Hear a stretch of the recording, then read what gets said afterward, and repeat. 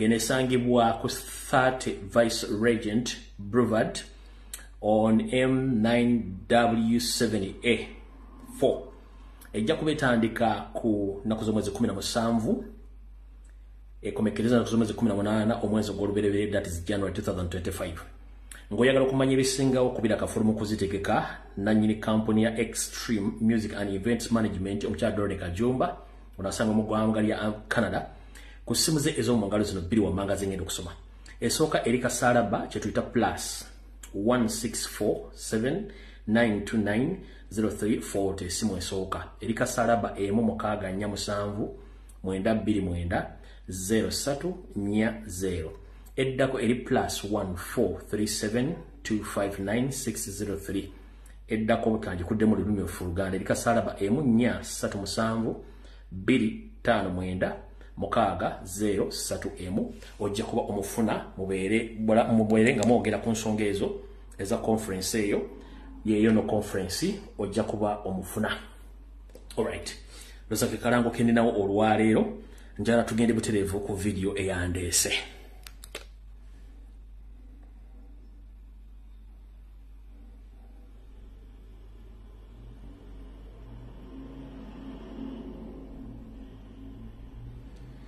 Video eyandeese tugenda gikwata mpola olwaleero, tugenda gikwata mpola. Mu kugikwata empola njagala tuwulirize nga bulijjo. Ndowooza kati mutandise okutegeera kye bayita ekiri emmengo oba ekiri ewaka kyekirya n'atabaala. Oza mutegedde. Njala tutandike n'omutamanya ngamba ono Yoseriti Bahabulo tusimbule video. We shall crush those enemies as we have done in the past. You preach your nonsense, we shall answer you by what?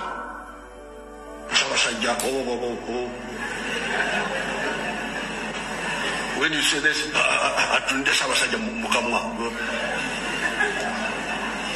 but politics is about to Kutulwa Mukamwa. Now if you say, we shall crush. Alright, Mr. Yoseriti Bahabulu alutabayisira mutabani wa Karejensi yali tamuzizide nsanga bisibe nannyini kabuyonje etambula. Gye baleko okugyotuusaako engalo egy'okutulugunya egy'okuwamba egy'okutta gy'obeera nti olina olukusa obulamu bw'abantu. Ndi wano okujjukiza ku myaka gyo egisemberedde okulaba entaanaayo mukulu tosobola kulwana na Katonda. Watta abantu okuva mu 1950 n'olwaliro kyabatta tebakendeera. Ekyo bwe kiba kyakulema okufuna amagezi okutegeera nti omuntu Katonda amwinako obuyinza munnange okootakoota kamugalumonde. Wabula ndi wano okukulabula Yoseri oyina abaana abasukka mu 12+, oyina n'abazzukulu be tumanyi obulungi, naye enteekateeka gy'okwata essimu n'okubira omutanda Ssaabasajja Kabaka wa Buganda n'omutiisatiisa ng'oyagala akole by'oyagala era ng'omutiisatiisa omukozesa gwe by'oyagala, si ggwe oyina obulamu bw'obwo abantu ku nsi kuno.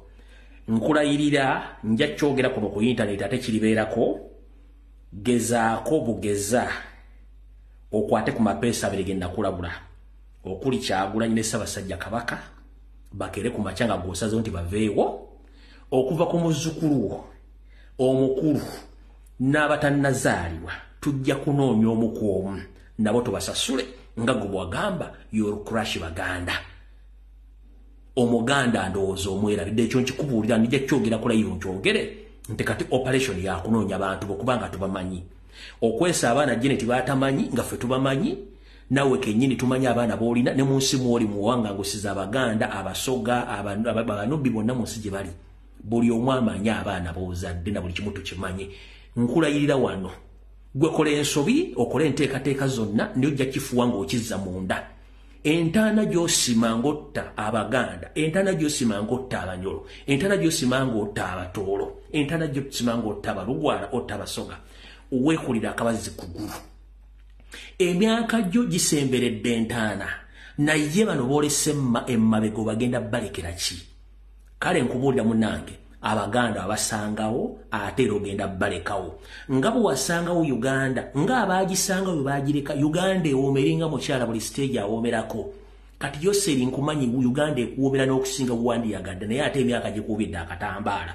Ndi wano okukulabula n'abagwagwabo n'abantu bonna mudiringo okusanya Ssaabasajja Kabaka ne Kyagulanyi Ssentamu mukamanyi mukoze kamanyi ng'akoza n'owebbwa ebyo bikolobero byemukola nga muwuza temugenda kusasula mujja kusasulira ate mu ddoola oba si mu ddoola bugisosya mu pawundi mussa abantu muwambye abantu mu kikomye nga nennabugi si mufungize buno bakamba okusindikidde Museveni kubanga gulabika weeyita w'amaanyi nnyo naye amaanyi go gali mu mmundu ng'ate mmundu n'omuntu omulala asobola ogifuna buno bakanjala bugende gy'oli lekerawo okukwata abantu lekerawo okutta abantu kubanga tobayinako obuvunaanyizibwa bw'oba owulira olumwanyi ogayala kutta abantu famire oyina kuba botta ababo bennyini obakendeeza obungi bwobaka mbadde njala okusindikira olwaliro nga tutandika vidiyo eno era ndi wano okutegeeza nti engeri gy'wagamba okurashinga Abaganda nange kafamireko sikaagala kabeeraani era n'omuntu yenna adiringa naawe kabeere Muganda kabeere Musoga kabeere Munjolo nange simwagala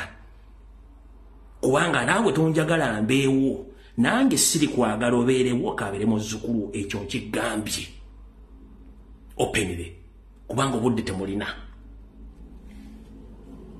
awo tuvuddewo kati tugenda kukwata vidiyo eno mpola ng'olina lwamu mutono nnyo please ndowooza wandibadde vidiyo eno ogyesonyiwa ng'olina lwamu mutono nnyo vidiyo eno wandibadde ogyesonyiwa akatambi kano kengenda okuzanya ne kankaleke sigenda kazanya kano wabula katandikire wano wasanya Col Charles Peter Mayiga Ssaluga Mulengejja tugenda kukwata vidiyo eno mpola mwenna abakyaliise bijanjala empiso mbasekeredde mujja kuzuukuka kyemuliko temukimanyi nsooke mbazzeeyo ku byafaayo oba tugende butereevu nina ekifaananyi kye naganye okupositinga naye kankibateere wano mukirabe mukakase Ssaabasajja Kabaka obulumi bw'ayitamu yensonga lwaki akasajja Kamayiga sikaagala ne mukama wako Museveni mwenna batugaana okulaba Ssaabasajja Kabaka kubanga bakimanyi nti kyangu nnyo ffe okwidentifyinga ebintu ebituuse ku Ssaabasajja Kabaka ne bimukyuseeko ekifaananyi kino nandiyadde saagala kita era ndowooza nga sinnakiraga bantu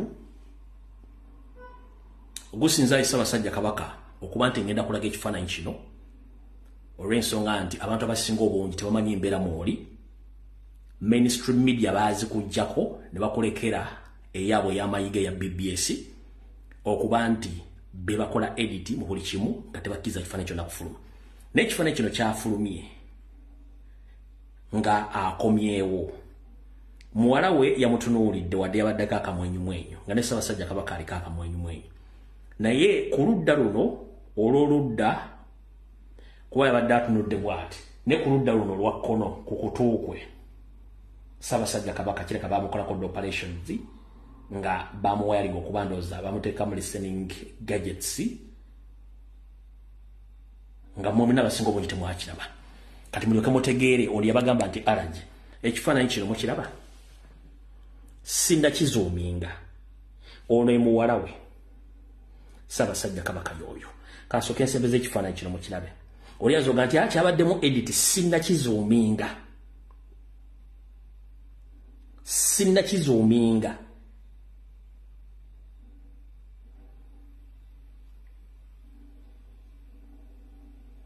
nkizuuminge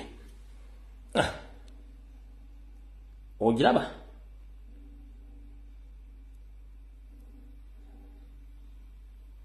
evira ddala munda eno neyita kutu waggulu zezino ensonga lwaki tebaagala mumulabe nkizizzaayo bulungi nnyo nkiddemu nkizuuminge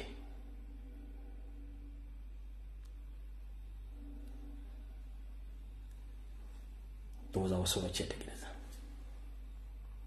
bangambye nkizuuminge nkimaleyo bulungi nnyo ozira bulungi nnyo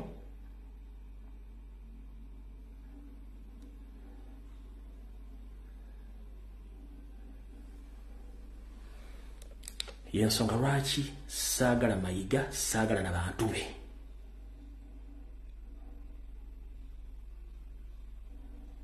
era bwe ndaba omuntu yenna simanyi mukungu w'emmengo, simanyi bloga, simanyi YouTuber, simanyi munnamawulire, ng'ebigenda mu maaso tobitegeera, ng'omutanda bamucunyizza ebbanga lyonna n'atuuka okudda n'akulaga obubonero, era gwe n'osigala ng'oyasaamiridde tosobola kutegeera musajja kikyayitamu, n'akulaga engalo zino nti kyendi si kyemusuubira si kyendi ng'akabonero akakulaze nti bannange mundaba, nga tosobola ku identifyinga bintu ebyo. Ssaabasajja Kabaka empeta ye ebeerako, abeera ne galubindi ze nga buli kimu yadde tasiibula muntu nti akuba jjambo. Omu ku bubonero bw'alina okukulaga mutegeere ki ekigenda mu maaso ng'empeta teriiko. Ne mbagamba nti ate ye ayagala obwakabaka era essaazi yabadde mu Amerika, ate ye empeta agirina.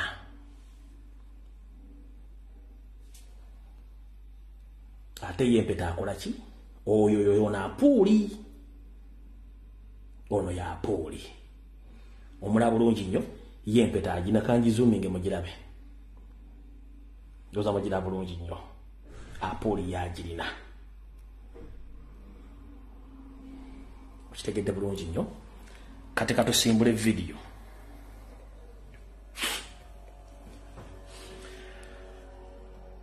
Kuno kuliko abantu abansiga emyaka, kuliko abamanyi ebyafaayo, kuliko abamanyi ensonga z'obwakabaka, kuliko abantu abanyina information, kuliko abantu abagisirikidde n'abeewuunya. Video yalero egenda kubeera nkambwe mukko. Abamasimu bwe sigatate munnenya. Lwaki egenda kubeera mu nkambwe mukko? Tusaasire nnyo Ssaabasajja Kabaka, kubanga olwaliro wenjogerera luno ayinza okubanga amaze okutuuka mu lubirire olw'enkoni. Nkidda mwena Abaganda, Ssaabasajja Kabaka ayolekedde Masaka mu lubirire olw'enkoni. Nkiddamu wetwogerera essaawa zino ayinza okuba atuuse mu lubirire olw'enkoni. Lwe nabagambako nga yakadda. So abantu b'e Masaka, Abaganda mwenna abakola mu bitongole by'okwerinda, abakola ku cameras, abakola ludawa, mubeere sure nti musobola okufuluma information okutaasa Ssaabasajja Kabaka. Lwaki mbaga ebintu bino? Gwe omusajja omunyankole ali ku kamera, oba omulugwala ali ku kamera, oba omusoga ali ku kamera, kyonna kyonna ekibuga mwoli. Custodian wo akutte ploti yo ey'ettaka ne properties ye Ssaabasajja Kabaka. Without him, you own nothing in Uganda. So he is our custodian. We must make sure that he is safe wherever he is. So right now, I think he had arrived in Nkoni Masaka. Okusinzira ku information gyefunyeeko. So njagala bategeeza nti essaawa zino atuuse Nkoni. Ayinza okuba atuuse obanga atuuka butuusi e Masaka. Ndoza mutegedde bulungi nnyo. Kati njagala tuluveeko ntono.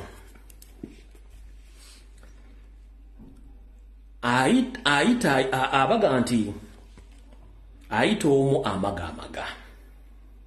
Mwenna abadde Mmengo, kansoke mbazeeyo Kemabega. Mujjukira Ssaabasajja Kabaka lwe yagenda mu ssaza ly'e Kayunga. Nti ye Ssaabasajja Kabaka baamugana ogenda e Kayunga nga Museveni akola ebikolobero, era abantu Abaganda ne Bannayuganda 40 battibwa.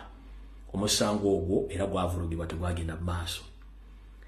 Naye mu 2009 Mayiga ono yali Minister wa Cabinet ne Information era n'olukiiko. Njala osooka okutegeeza bannyabo ne bassebo mubadde tebamanyi ala mbategeeza olwaliro. Ekintu Mayiga kyakola baali bakitegeka dda ne Museveni ne John Katende okufuula Obwakabaka a private company. Okufuula Obwakabaka private company. Abajjukira Kemabega emyaka ndozange ebyo bano bagamba nti Mayiga yaddira omwaliro mulamba Mbulange Mmengo ne baguteekamu bannamateeka b'ekika ekyenjawulo nga ne Katenda yalimu. Ekyabaleeta okubeera mu Bulange omwo kwali kunoonya buli kiwandiiko kyonna ekya Buganda kitaputa n'okivundulo kizza mu nnimi zaabwe ez'amateeka n'okukyusa bwe kitabo kyali. Omwami ono mpolampola yagenda akyusa, bw'afuuka Katikkiro n'akyusa buli kimu Buganda agifuule private company nga ye. Ebisigadde details zijja kujja mu maaso, mujja kufuna information mugenda kutya, just mbasomera ko busonizi nakubajjukiza. Mu 2009 nga tugenze Ssaabasajja Kabaka muganya ogende Kayunga, abantu 40 battibwa naye ekyewuunyisa ono omwami nga minisita w'amawulire mugenda kubeera shocked bwe batta abantu ne bagana Ssaabasajja Kabaka okugenda e Kayunga mugerere eyaliyo omusajja oyo yakola kyamaanyi nnyo okukondeminga gavumenti n'okukola ebyali birina okukolebwa ne nvaamu n'omuzaana wa Kabaka ow'amaanyi n'atwala omusango mu kkooti oguggula ku gavumenti ya Museveni n'abatemu abatta abasajja ba Kabaka n'abazaana. Mayiga bwe yategeera nti omusango bagenze kuwabira Museveni mu kkooti n'asindika abasajja bale bakubira omukyala omu ku bazaana ba Kabaka b'amaanyi mu Kayunga n'abagamba n'omugamba nti jjayo omusango omukyala n'agaana. Kyatwala Wassanja Kawo Charles Peter Mayiga Ssalonga Mulenge ye kennyini n'asituka n'alumba omukyala n'amugamba nkuwa ebiragiro bino jjayo omusango oyagala obulamu ku biragiro bya President Museveni yalagidde jjayo omusango. Era omusango omukyala yatiisibwa na Mayiga yennyini yasituka physically n'afuusibwa omukyala okujjayo omusango ogwo nga tannafuuka na Katikkiro. Wayita ebbanga lya mwaka gumu mu 2010 Mayiga n'akabinja akaakali Mmengo ne bakola olukolo ky'amasiro. Kati emyaka 14 ng'amasiro tegaggwa nenga ssente mwazisonda. Ekyo si kyekikulu, ekikulu kyekiruwa. Emisango gyonna egibadde givunaana Ssaabasajja Kabaka Ronald Muwenda Mutebi owokubiri Mayiga yabadde master plana waajo ng'era ya facilitatinga ababavunaana Kabaka mu kkooti. Y'ensonga lwaki towuliddeyo omusango n'ogumu Mayiga ne banne nga bakyalenjinza omuntu yena mu kkooti omugamba nti lwaki otwala Ssaabasajja Kabaka. Mubasindikira n'omu ku bataka b'ebika ow'ekika ky'ente eyagenda okuggulako Ssaabasajja Kabaka omusango mu kkooti ku lw'ettaka ly'e Kato mu Ssasa manye ab'ente baweesi.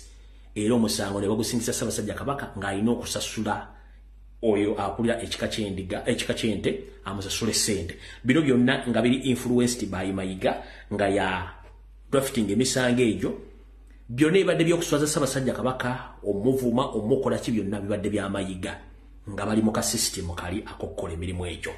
Kati ndoza mutegedde bulungi ekintu kino gye kiva.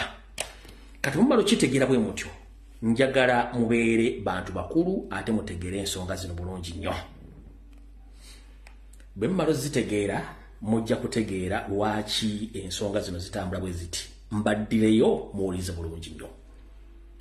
Wali otuddakaawo ne weebuuza lwaki Mmengo ejjuddemu abaana n'abazzukulu abamu ku baabo abantu abaalina ebikolobero bakola ku Bwakabaka ku mulembe gwa kitaawe wa Mutebi oba ku Ssekabaka Frederick Luwangula Muteesa nga be bali Mmengo essaawa zino bazzukulu baabo n'abamu ku bo nga bakyaliwo nga tebatumidde mwana. Tugenze mu maaso. Ku lunaku olwokusatu nababuulira omusajja oyo Katikkiro owookubiri wagwa nsibirwa. Jjajja mumanyi Martin Luther nsibirwa. Martin Luther nsibirwa yeetumiikiriza n'awaayo ettaka lya Buganda ne bazimbako ssettendekero wa Makerere University. Era yeetumiikiriza nakkiriziganya n'abamagulu meeru ne baddira eggwanga Uganda oba Buganda ne baligatta ku East Africa ku biragiro bya bazungu Abangereza nenga ye Ssekabaka Muteesa yali aganya okuwaayo ensi ye. Kati weewuunye omuzzukulu ng'ayina revenge mu ngalo ze wandisuubidde kikyagenda okukola ku mbwa Ssaabasajja Kabaka. Mugenda kulya information ng'evaayo ku speed. Oyo omu wagwa nsibirwa. Jjukira jjajjaawe omusajja Omuganda Nakabala atalikuwadde enjokyo Sseekaatuuka yamukuba essasi ku mutwe ng'amulanga okulya mu Bwakabaka bwa Buganda okulya mu Ssekabaka Muteesa olukwe n'amuttirawo. Gw'osuubidde ono ku bigambo wawulidde ku mikubu w'essimu eyavuddeyo ng'alaajana ne byempulidde okuva mu famire ne byempulidde mu nkuubo, ono ayinza okwagala Ssaabasajja Kabaka abeerewo? Kizibu. Tuvudde waawo. Tugenze kwe yali mu nteekateeka z'okukola ebintu by'amateeka n'okubaga endagaano zonna John Katende. Nnaku zino abeera mu ggalagi bw'atyo era n'ebyasiba bikutuka. Jjukira nabagamba nti abantu bano bandiyagala okusaanyawo Ssaabasajja Kabaka naye bayinza Ssaabasajja Kabaka lw'okuba nti takola ki munnange tawerekera bagenze kutereka. Naye ate yandituula mu katebe ke n'alaba abantu abo nga bagenze obatereka ye ng'akyaliwo. Amanyi Oluganda luzamutegedde bulungi nnyo. Omukulu John Katende ono story emugimanyi tugibaddamu buddizi. Kitaawe yali musajja omu ku basolooza b'emisolo bakubatambuza ssente eziva mu busuulu obwali busasulwa Abaganda. Yaweebwa ensimbi zino ez'omusolo azireete mu kitavu kya Buganda. Omusajja ono ssente zino teyazituusa yazeezibika. Bw'azeezibika bagenda omukebera ssente bazisanga mu obubikka ebigere mwe muyita sockings era yogayoga mu kkooti ya Kisekwa. Mu kkooti ya Kisekwa bagumusalira nga tebaliko wadde gwe beebuzizaako ne bamutwala mu mbuzi ekogga. Mu mbuzi ekogga eyo nno gye yafiira ono omutabani n'afuna akamaani oba akasajja ku mutima akamuviirako okugamba nti nja kukola buli kimu ekisoboka okukola revenge nga ngikola Bwakabaka wa Buganda oba busaanyaawo n'okukola buli kimu kye njagala. Bwe mwamulaba ng'ayimiridde kumbe yayinayo ebirowoozo by'okusaanya Buganda oyo omu ku bo wakubiri abadde akyali mu Buganda. Tugenze ku Joyce Nabbosa Ssebuggwawo. Njagala bategeeza nabo wa history ne gomuwuliddeko. Joyce Nabbosa Ssebuggwawo yali mukyala w'omugenzi Milton Opeto Saidi Chi oba Saidi Dish yali mukyala we.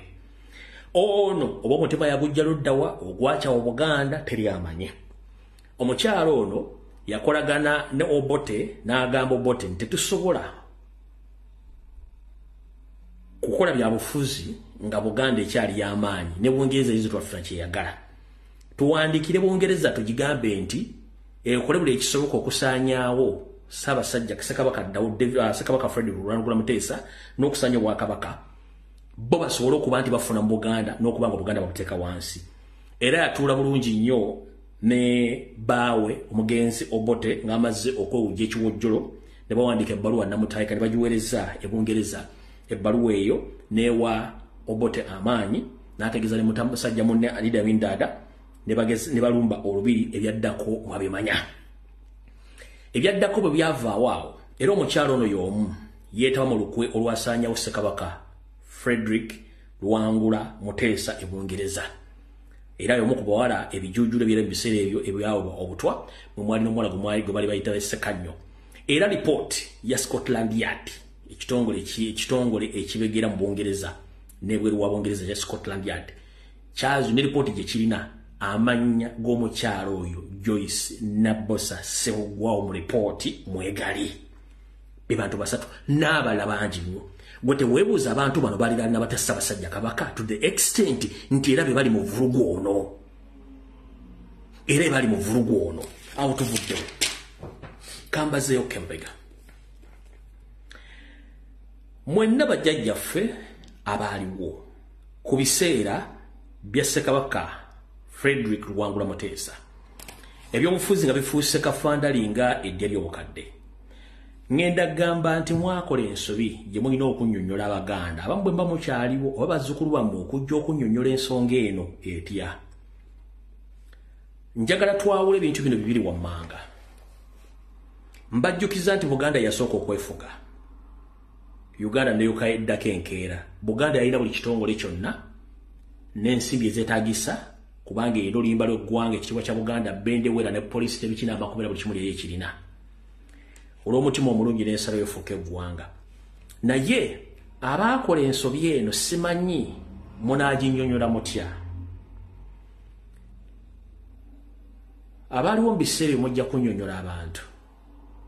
Kano kaali kagendere n'okunyooma nga mayiga wano wagenda okuva ekinyusi kya video. Wano wali akagendere ng'omukadde akogga n'okumanyira n'okunyooma kwekuluwa.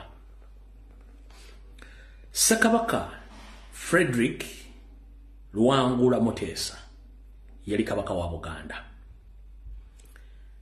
Kabaka abeerawo lubeerera mpaka Katonda lwamujjulula oba lwakisa omukono ne basikiza omwana we gw'aba asiimye nti ono ye musika. Nkiddamu omuntu bw'abeera kabaka abeera mufuzi wa lubeerera mpaka nga Katonda asimye n'amujjulula. Era bw'aba amujjuludde banga akisiza omukono mu ngabo, wabeerawo omulangira alindirira Namulondo ne bw'ataba mwana we ng'asobola okuva mu lulyo olulala olufuzi, wabeerawo awo.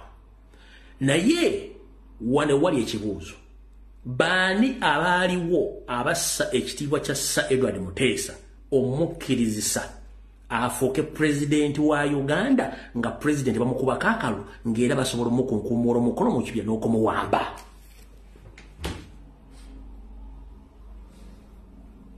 Who are those people?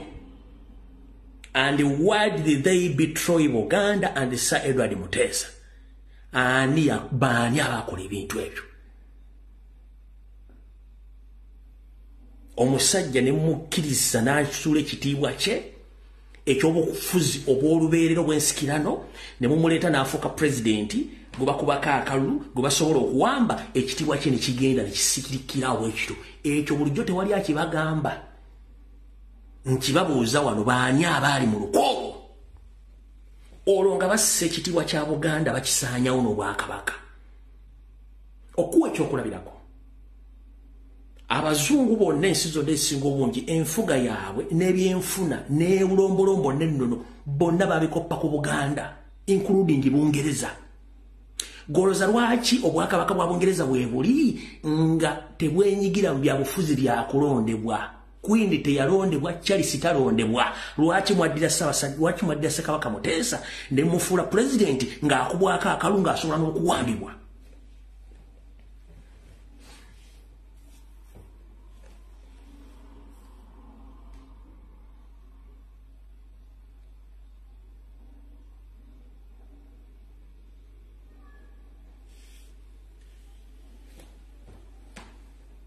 Mwetaaga okunnyonnyola Abaganda ne Uganda ani yakola ensobi eyo okuddira Obuganda obiteeka mu bigere by'Abazungu ne mujja Sir Edward Muteesa ku kitiibwa kye ky'obukulembeze obw'olubeerera obw'ennono ne mussa ne mufuula pulezidenti nga pulezidenti awambibwa oba akubwako akalu. Kiki ekyaddirira mu luvannyuma lw'emyaka myezi mitono nnyo?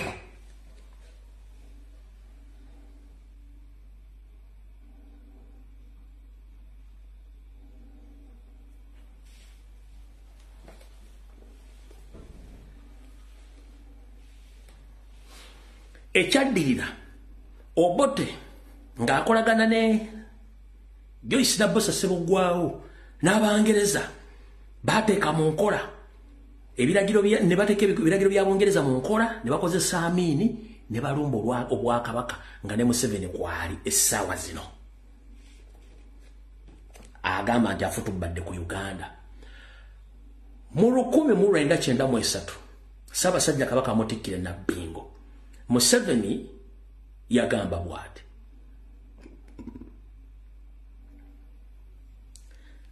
aziza Obwakabaka tebusoloza musolo, tebuyina buyinza, tebukola ki, nekibeera waawo. Buganda neesigaza political power yaayo nga teri muntu agenda kwesimba Bwakabaka wa mu Uganda nga tamaze kusaba lukusa kuva Mmengo oba buyinza Mmengo, kyetuyita endorsement. Ekyo ne bajja nga bakijjawo mpola. Era kati kyalina bargaining power mu kintu kyonna under Mayiga. Kati wenjagala mutegeerere waawana. Mu 1994 Museveni addiza Ssaabasajja Kabaka olubiri lw'Emmengo. Ku mukolo ogwo Yoseri yagamba nti yali nsobi Obote okulumba Obwakabaka bwa Uganda oba okulumba olubiri lwa Muteesa Emmengo. Ye nga Museveni yagamba nze singa nali nze nandibadde nkozesa Abaganda bennyini okusaanyawo Buganda. Kati musajja wa Kabaka ali mu diaspora ayambadde eminagiro oweereza mu Ssaabasajja Kabaka, ali mu America, ali Canada, ali Bungereza, ali mu Europe, ali luddawa. Kikyolondo okuva mu kino? Kubanze nkujjira ebiriwo n'enkuleeta n'ebyayiwo. Kikyolondo okuva mu kino? Museveni yagamba ngenda kukozesa Abaganda bennyini okusuula Buganda. Kati ffe twalowooza nti buli ayina erinnya egganda era asobola okugera n'okukokya era asobola n'okugamba nti ndi mutabani wa gundi ndi muzzukulu wa gundi n'akomawo ndi Muganda. Abantu abasinga bonna bakulize nga bombozi. Abaganda bali emengo bonna bakuzire nga bombozi. Yensonga lwaki bakola omulimu gwa Museveni nga bakozesa government machinery. Mumpulidde bulungi nnyo. Kati gwaddawo n'ojolonga n'ovuma Lumbuye njagala kubazaako ekigambo kimu nti wattu gy'okoma okujolonga n'okuvuma gy'ekoma okuba yabuuza lwaki muvuma omuvubuka oyo, lwaki muvuma omusajja oyo. Wattu bagenda okuwuliza bye ngenda okwogera bye njogedde nga baga nti mulindeko omusajja mutuufu. Bye bagamba nti omusajja mutuufu tebaddamu kwogera basirika busirisi okuggyako okutandika okwesooza n'okuluma emba gy'obeera nti baluma magalo kubanga bakitegedde ndi omusajja mutuufu. Njagala kugamba buli ekigenda emmengo kyonna kitegeke nga Museveni bwe yakibala mu 93 okukozesa abantu be okusanya obwakabaka bwa Buganda. Nze omulimu gwenkola gwa buwumbi na buwumbi bwa nsimbi okutaasa eggwanga Buganda si walampa, sivuma, sirengeza, sivola bwakabaka. Kyenkola tosobola kikola kyovola amayiga tava ku TV tava ku radio kubanga alina kyazibira akatali kabbe amagumba oli osula mu mulyango. Akatali kabbe amagumba oli osula mu mulyango. Mayiga ekimwogeza ng'eyanobako ekintu kye kiyiika kye baamuwaako mission okukola. Yali takisuubira nti esobola okuvaayo abaana Abaganda n'abantu okwogera ku nsonga z'Obwakabaka nga tebakozeseza TV oba radio boze bamanyi. Kyekisoose okubalema okutegeera. Nze kyovula sigenda ganti ngenda kuno olutalo wakati wa Museveni na Mayiga. Abantu aba mpozi n'abakolera Museveni abasigadde mwenna oba ompe mudde oba onvumye bw'oko sirina lutalo naawe kubanga ndi musajja Muganda azaalibwa era nazukuzibwa nayalulirwa mu bigambo ebinene biringa emizindalo egiwakola ki egya disco kati ago tegaba mawulire. Okitegedde bulungi nnyo. Kati awo mwina kye mutategeera kyekiruwa.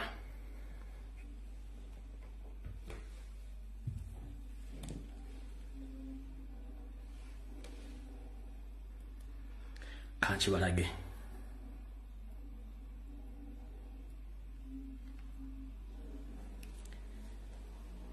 Omwami ono mukatambi ke mwalabyeko ke nabazanyidde ng'agamba nti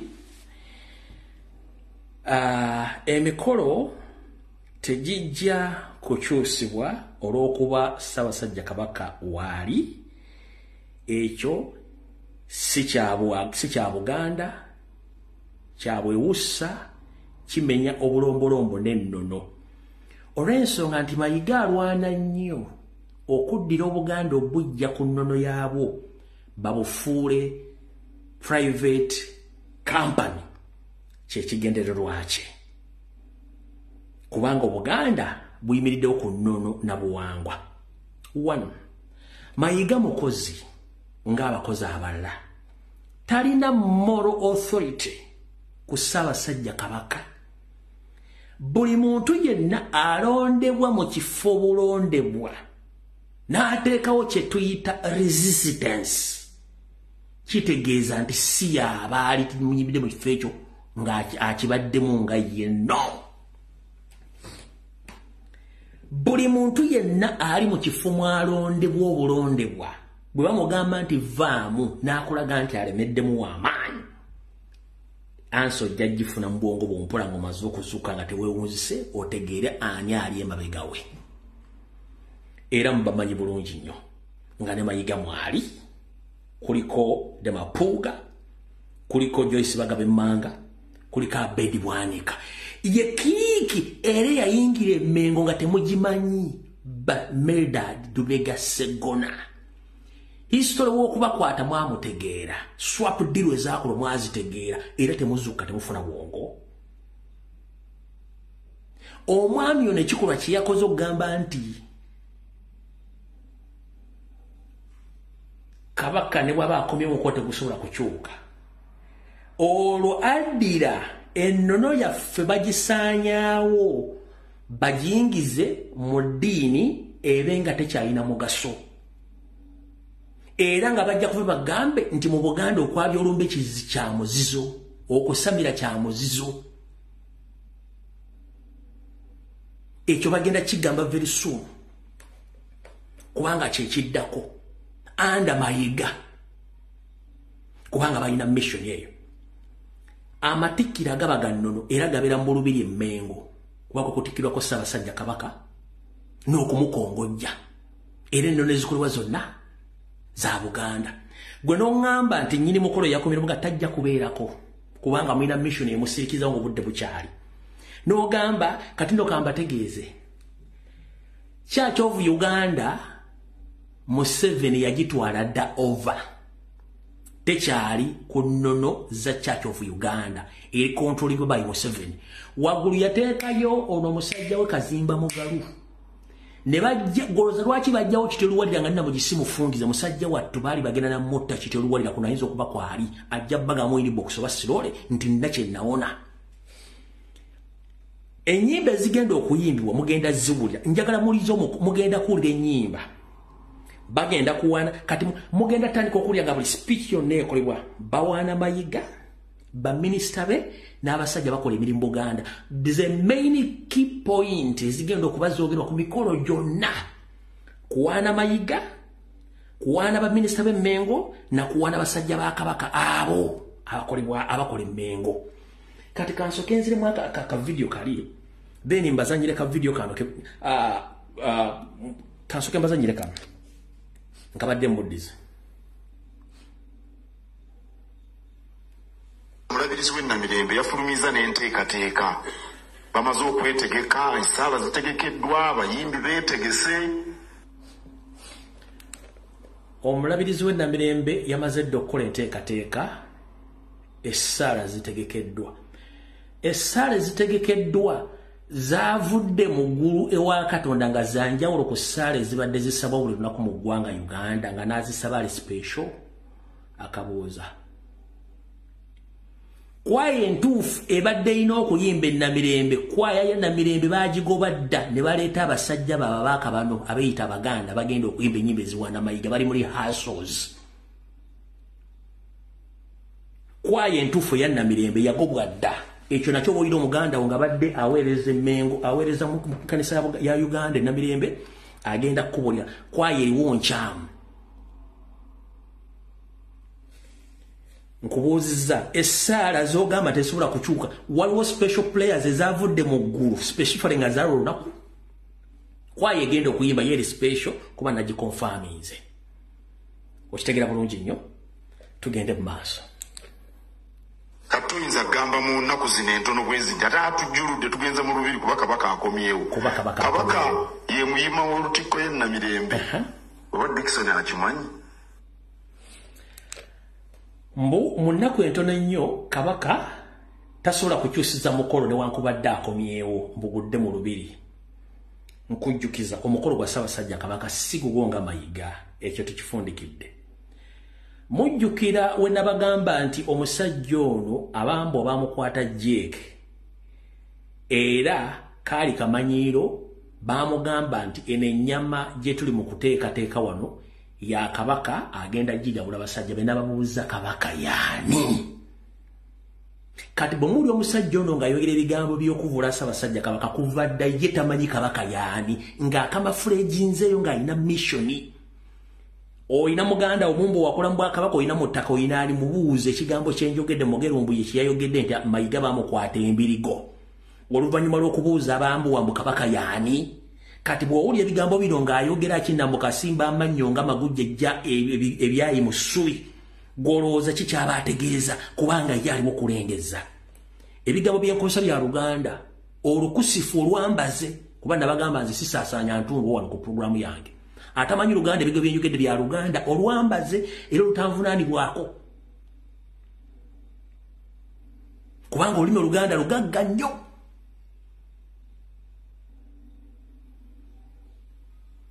okujjako abatakimanyi amanyi Oluganda olulimi Oluganda lugagga nnyo tugenze mu maaso era kanisa eyo yazimbibwa Ssekabaka Daudi Chwa ekyamazima era kabaka wa Buganda ye muyima w'ekkanisa y'e Namirembe. N'olwekyo tetujja kuva mu kifo ky'ekkanisa ekyalangirirwa edda wadde nga kabaka waali. Ebya visa ab'omutimbagano bye baayagala okubisavuwaza. Kabaka abadde wakudde okuva e Namibia nga 21 ye yali enteekateeka y'abasawo era yali enteekateeka yaffe. Naye bali ab'ekifo kabaka w'abadde bwe baalaba nti ennaku kubanga omukungu e Namibia bamuwa ennaku 9. E Namibia bannayuganda tebeetaaga visa era bw'ogenda e Namibia mu passport temuba visa. Naye bw'otuuka ku kisaawe bw'otaba mukungu kati nga gwe Namakumbi toli mukungu gwe bakuwa sabbiiti 2-3 oveeyo ofulume. Bw'obeera omukungu bakuwa ennaku 9. Kati bo baabikola mu ngeri era ng'abakozi ba gavumenti bwe babeera nnaku 9 zinaggwa kati akyayira ennaku 2-3 aleme kuyita ku kisaawe ng'ennaku ziweddeko. Kakkana Salapulesa wenzija. Kakkana Salapulesa wenzija. Yamanya nti omutanda wakudda ng'ennaku z'omwezi 21. Ennaku z'omwezi 21 yazimanya. Ate bw'ogamba nti okuva kwezi ennaku omukolo tegukyuka kikyoba otegeeza. Mayiga ndowooza osigadde kkubira Al Jazeera BBC CNN kuggyeko amawulire ng'okakasa. Ensobi gye wakoze kwe kuddira n'oleeta Dr. Kazibwe kubanga Dr. Kazibwe oyo mwami gwengendo Balaga alina masters mu mawulire yomu ku ba senior journalist mu Buganda ne mu Uganda. Ne bw'amuleese okuggyako interview kitegeeza nti yabadde last resort yo ku kintu ky'olina okukola okwogera. That was a huge mistake. Okuyita Dr. Kazibwe okujja okuyinterviewinga ku bintu by'okoleddemu ensobi kati kankukwata akabaddiya ensewulire.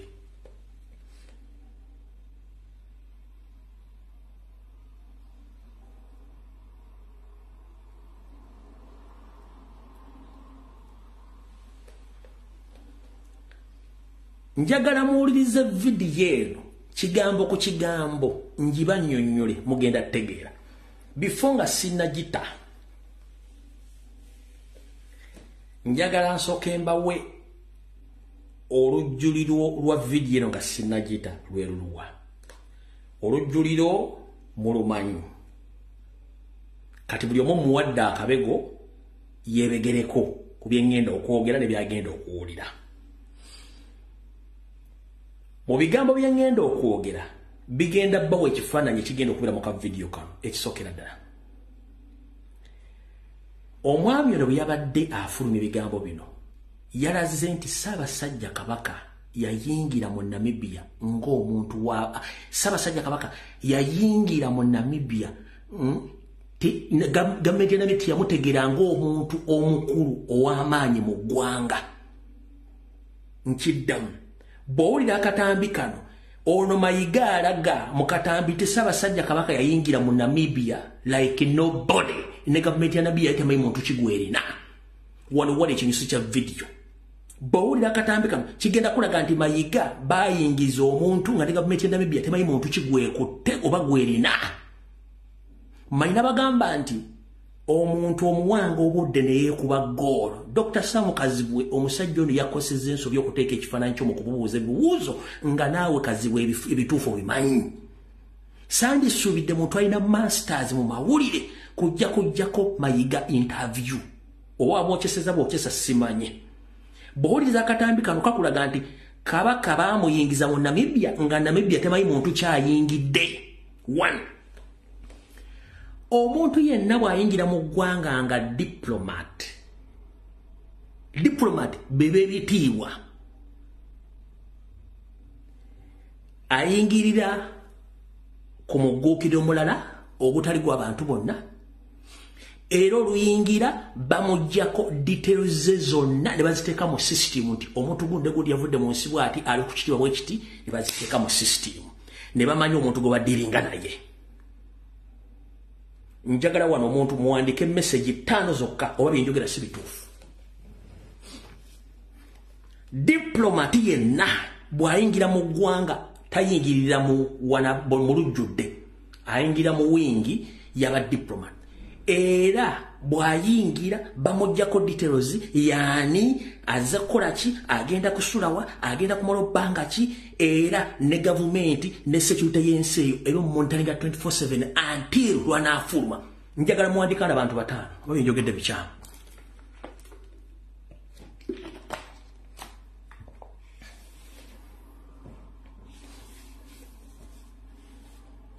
Nze nkwata mu video na bigambo byo Dr. Kazibwe ndoza yakwokesezza nga totegeera ekigambo kye bayita diplomat nga tokimanyi, naye wayingiza kabaka nga nobody mu Namibia kitegeeza nti mwamuyingiza nga mulina intention mwagala omusajja afe, then after Namibia eruweemu nga yali tetegedde muntu ki gwegenda kutereka. Maze obbawo akabego k'olujjuliro luno buli omu weewulirireko. Tuyiteeyo abantu webeebuuliza kabaka owa Buganda gavumenti ya Namibia etuuka etya okugaana okumwongerayo yadde olunaku lumu bw'aba asazeewo okusigala nawe nekiraliikiriza bangi. Ekyamazima ekyo nakyo era bano abatamanya ŋŋamba be bakiwaawaanza. Bw'ogenda Namibia ng'oli munnauganda teweetaaga visa, ogenda bugenzi oyingira. Kati bw'oba ne passport eya bulijjo bakuwandooza sabbiiti 2 bwekityo. Bw'oba ne passport ey'ekikungu gye bayita diplomatic passport bakuwa ennaku 9 myezi 3. Kati olw'okuba kabaka alina passport ya kikungu bwe yayitawo wali ku kisaba bateekamu ennaku 9. Mbagambye nti ensi eyo etambulira nnyo ku mateeka. Kakati bo bana abala bwe yayitawo ku kisaawe bateekamu buteesi ennaku 9. Akomuka kutte bulungi. Bwe yayitawo ku kisaawe bateekamu buteesi ennaku 9. Bwe yayitawo ku kisaawe mu kooti ng'ebigambo bino bulungi.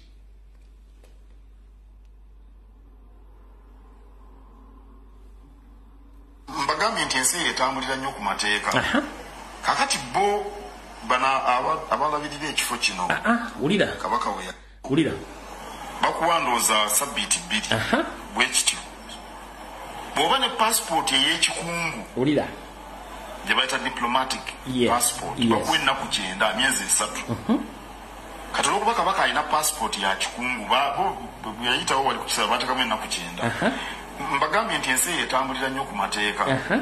Kakati bo bana abalabirira ekifo kino kabaka we yali bwe balaba ennaku ziweddewo ne bawandiika ebbaluwa ya bulijjo. Kati oli yagenda wamu bano bayita ba civil servant n'agamba eno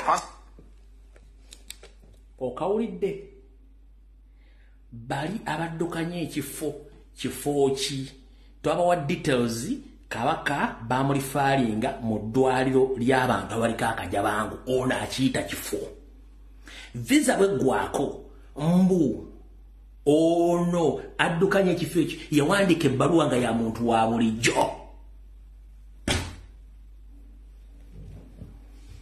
Oyagala okunga mwamuyingiza mu facility nga tebamanyi muntu kigo bayingiza.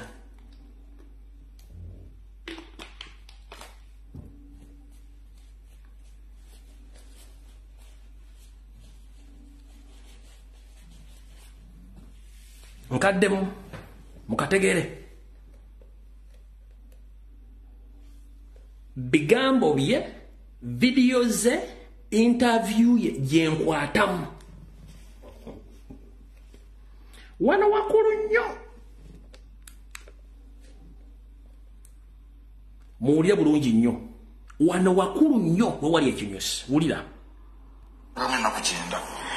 Mbagambye nti ensi eyo etambulira nnyo ku mateeka. Kakati bo bana abalabirira ekifo kino kabaka we yali bwe balaba ennaku ziweddewo ne bawandiika ebbaluwa ya bulijjo. Kati oli yagenda wamu bano bayita ba civil servant n'agamba eno passport ya 19 ziweddeko yesu yateekamu byabufuzi. Yawandiika buwandiisa amateeka gaabwe kyegagamba. Muzungu kyayita ekirutini ekya bulijjo. Sirowooza nti oyo yawandiika oba ne kabaka yali amumanyi, simanyi ayinza okuba yali amumanyi naye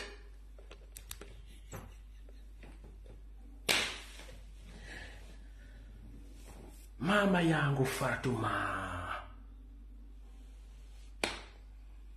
Dokita Kazibu wayokyesezza omusajja mbu yawandiika yali tamanyi kyobane Kabaka amumanyi.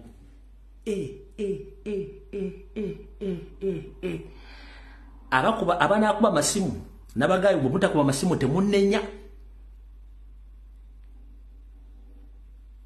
Maama yangu Fatuma Mayiga otwala obudde ne weewuliriza ebigambo by'oyogedde ku TV, ku radio, ku interview oba nedda? Maama yangu Fatuma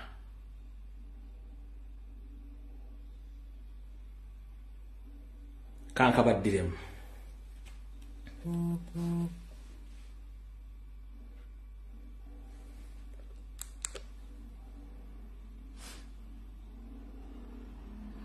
Kano bwenkazanya omulundi okusiddamu okukazanya ngenda kata kagende naye njagala buli kimu kiteeke mu bwongo.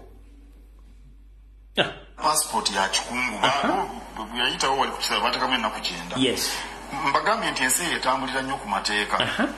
Kakati bo bana abalabirira ekifo kino Kabaka we yali bwe balaba ennaku ziweddewo ne bawandiika ebbaluwa ya bulijjo. Kati oli yagenda wamu bano bayita ba civil servant.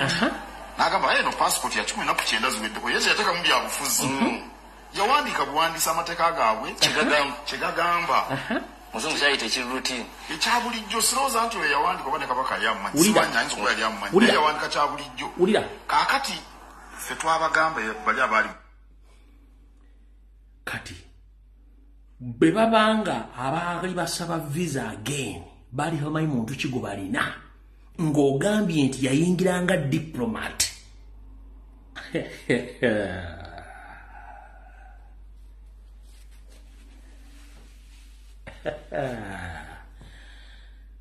Musajja mukulu nga weeya amanda mu buli maawa. Eyawandiika ebbaluwa nga tamanyi Kabaka gwawandiikira bbaluwa.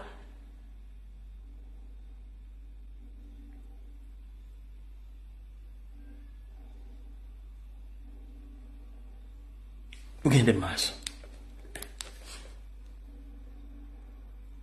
Kati wano sigenda kaddamu kakwata mu nsonyiwe. Abalabirira ekifo kino Kabaka we yali bwe balaba ennaku ziweddewo ne bawandiika ebbaluwa ya bulijjo. Kati oli yagenda wamu bano bayita ba civil servant. Nagamba eno passport ya 19 ziweddeko yesu yateka mu byabufuzi. Yawandiika buwandiisa amateeka gaabwe kigagamba. Muzungu sayite kiruti. Ekya bulijjo sirowooza nti we yawandiika oba ne Kabaka yammanyi. Simanyi ayinza yali ammanyi naye yawandiika kya bulijjo. Kaakati ffe twabagamba bali abaali mu kifo. Kubanga ab'ekitebe kyaffe abatwala Namibia baali bagezaako okugamba nti mubaleke kuba Kabaka agenda kudda. Mubategeeze butegeeza nti Kabaka akomawo. Ndowooza ennaku zaggwako nga leero Kabaka ng'akoma mu nnaku nga 3. Ne tubagamba nti abe situgenda bigendamu kuba Kabaka kiseera kye kituuse ekyo. Right.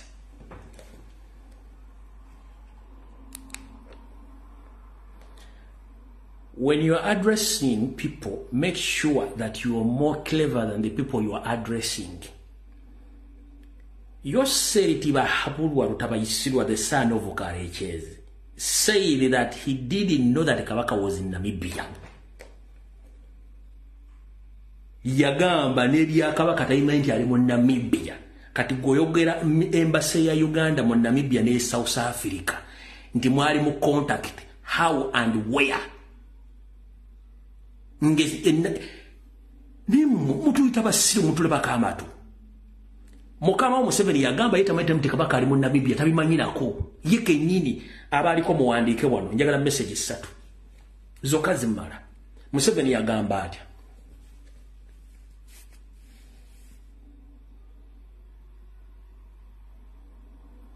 Temujihaki nga muleka abantu ba discussing ngenda kutamba simbo mbache muagala. Museveni yagamba atya.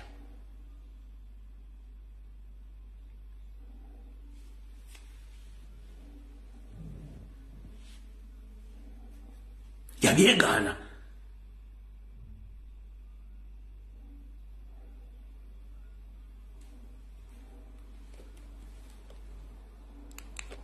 Tugenze maaso.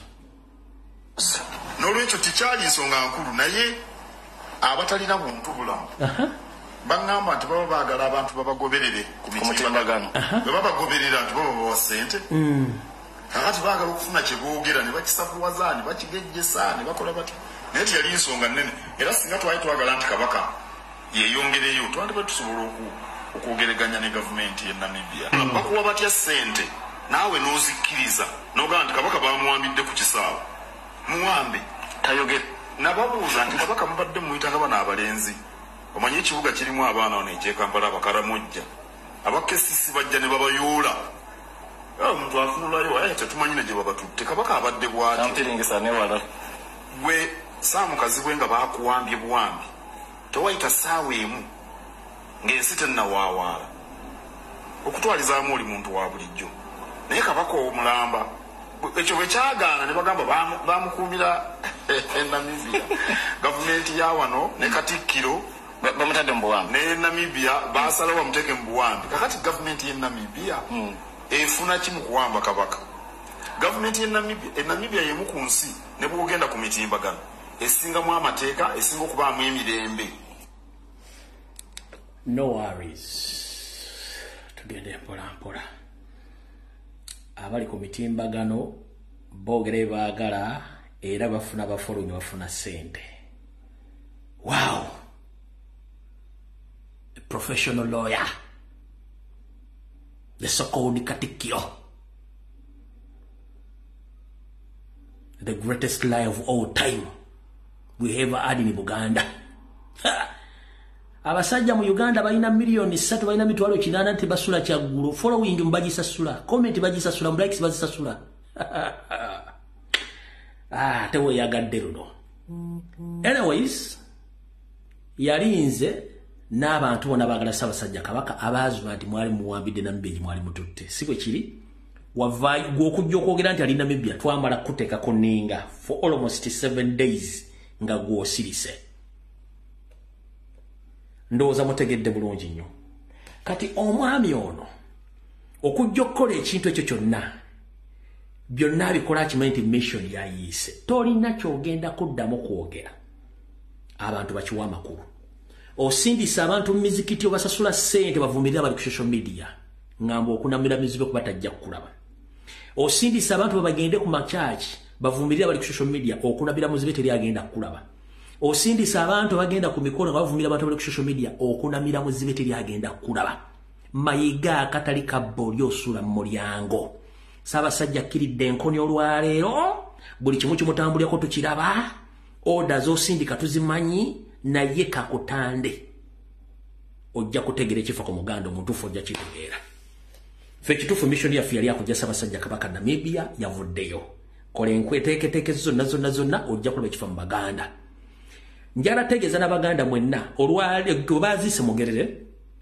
mugerere era olukolwa tamugere mayiga yawinamu omukono era mayiga yawa basajja bene bawa mugerera butwa mugere go baziise mwenna abadde kuzika kwa mugerere abadde eno mu tent wabera batamivu information mwagifunye sigenda jidda mwenna abadde mu tent ewabadde abantu basinga obungi information mwagiwulidde buli omuga nti mayiga yasse mugerere ekyo kyonse ekimanyi kati mukufu nze sigenda kumalira ko budde ensi etegedde ekitufu kyeki mwenna abambadde bamanyi omusajja ngo bayita Zimula Edward Nkoyoyo. Zimula Edward Nkoyoyo naye yattibwa Charles Peter Mayiga Saloga Mulengejja ng'amaze kisinyaako nga Ssaabasajja Kabaka alina ekirowoozo ekifuula Edward Zimula Nkoyoyo Katikkiro wa Buganda. Oyo ye mugenzi Edward Zimula Nkoyoyo. Mayiga yamusindikira batamanya ngamba ne bamunyiga.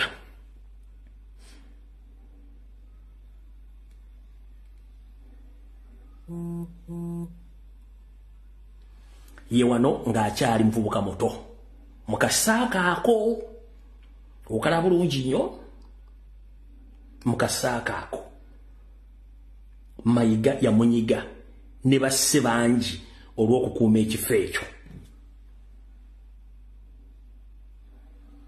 Famire y'omwami ono kweri ku live kuno ono Mayiga yamunyiga ayogera omwa amagamaga n'abagabi bwe sibatera masimu temunnenya.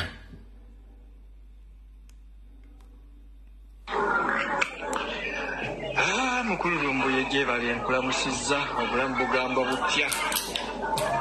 Nsinzidde wano Zambia naye nga ndi Munnayuganda Sibuka Kyaggwe. Weerezza omwami oyo bamwita Kizimula Edward Nkoyo mugenzi kati yali yaddirira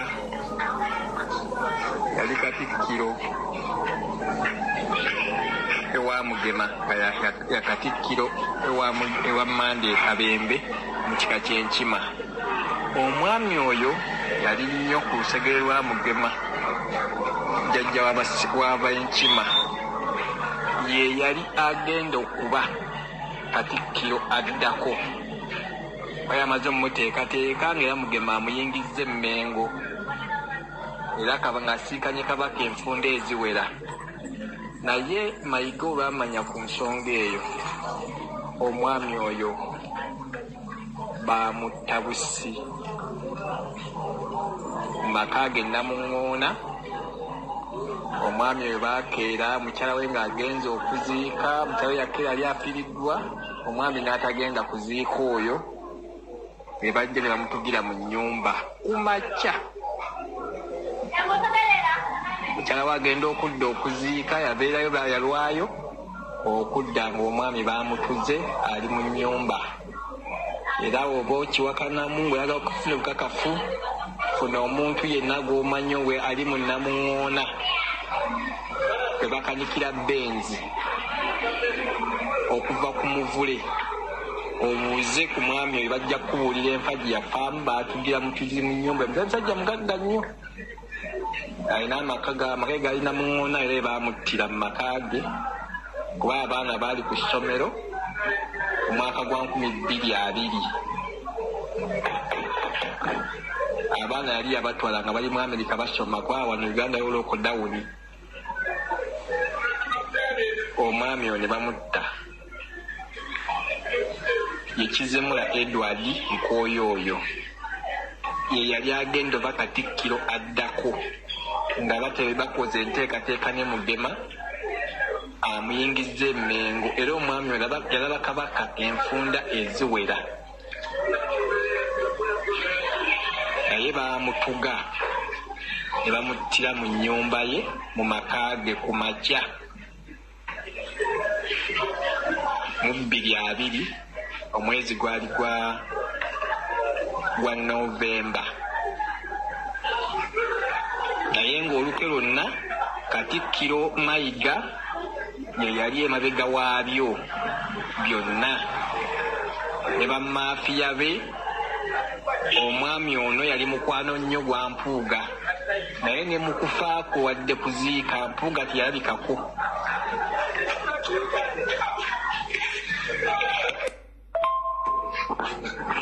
Olamusizza nnyo ssebo mukulu Lumbuye era nsiima nnyo by'okola byonna. Weebale mu byakutuusizzaako okutuzibula amaaso n'okutuwa essuubi. Nina ensonga gye njagala okunnyonnyola ku mukulu Mayiga oyo, effujjo lyakoze n'abantu basse mu kakundi ke. Omusajja gwe nkuweerezza oyo mu kifaananyi waggulu bamuyita Kizimula Edward Nkoyo oyo. Omusajja oyo yali mutuuze w'e Namuŋŋoona era Namuŋŋoona wonna bamumanyi, ne weeyogera boogeza erinnya lya Kizimula bamumanyi. Yali yeesimbyeko ku bwa kansala Sifiri. Musajja mugagga nnyo era otuuka e Namuŋŋoona we bakanikira Benzi otunga ennyumba gye baaseresa amayinja ge maka ge. Era alinawo bizinesi ez'enjawulo, alinawo ennyumba z'abapangisa, alinawo lodges, alinawo ebbaala, alinawo ne supermarket e Namuŋŋoona awo n'essomero. Kati omusajja oyo yali Katikkiro w'ekika ky'Enkima era ng'atuula wa Mande Kabembe. Obudde tulina butono. Abaddeko Emmengo abadduka n'abeekweka abasinga obungi obujulizi mu bulina. Abambowa abattibwa oda za Mayiga bamanyi, basajja ba Kabaka b'amasaza abattibwa okuli ne Agnes Nambirige ow'Ekyaddonde yanyigibwa obutwa balyoke bazimbewo za arcade jjajjaffe Omuliga Luwemwa naye yanyigibwa n'abantu bangi nnyo Mayiga ng'omuntu abantu batadde mu makomera bayitirivu ng'alwanirira entebe oyo gisigalamu buli amuwakanya gwanyiga gwasiba abantu bonna bali Mmengo bantu bakyamu ebigo mudde si byange nsemba wadde lugero na buli kimu bitegedde bulungi nnyo kati mutegedde omuntu gwe tuddiringa naye bulungi nnyo era agenda okuddamu okwebuuza nze saagala ombuuze mbanjuli omuntu gomba temmanyi emivuyo gy'akola na buli kimu okubeera waawo uza mutegedde bulungi nnyo no voice no problem watiriko voice bagikwata mbagisikayo njiraba wano baagala gisikayo bagikwata mbagala jijjayo naye no problem ataina voice damo o refreshing esimu yo then yokomewo ne voice kweri uza mutegedde bulungi nnyo so tuina dictate Mmengo eyawamba Bwakabaka ayagala okukola buli kimu ekyetaagisa ebiramu mujabiri tamujja biwulira kati ndowooza olwokuba nti obudde tuina butono ate nga ebya information tuina nyingi kati kanswitchinge mu eddakiika 20 zokka tuswitchinge tugende ku general information musabire nnyo Ssaabasajja Kabaka Mukama amukingirize iyo Mmengo gye mubadde temumanyi fe tugibalaga buli kimu tukibategeezezza kati switchinge tugende ku general information.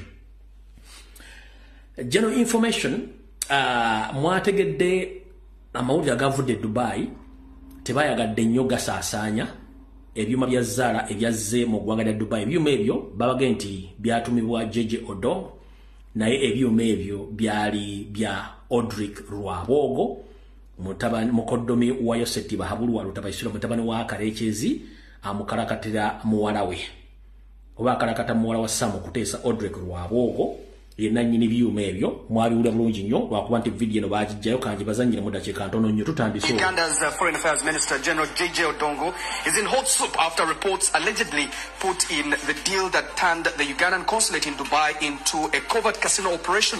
The controversy began when General JJ Odongo contacted Uganda's ambassador to Russia, Moses Kizige, regarding a consignment labeled as chairs. However, this cover-up concealed the true nature of the shipment, which were gambling machines.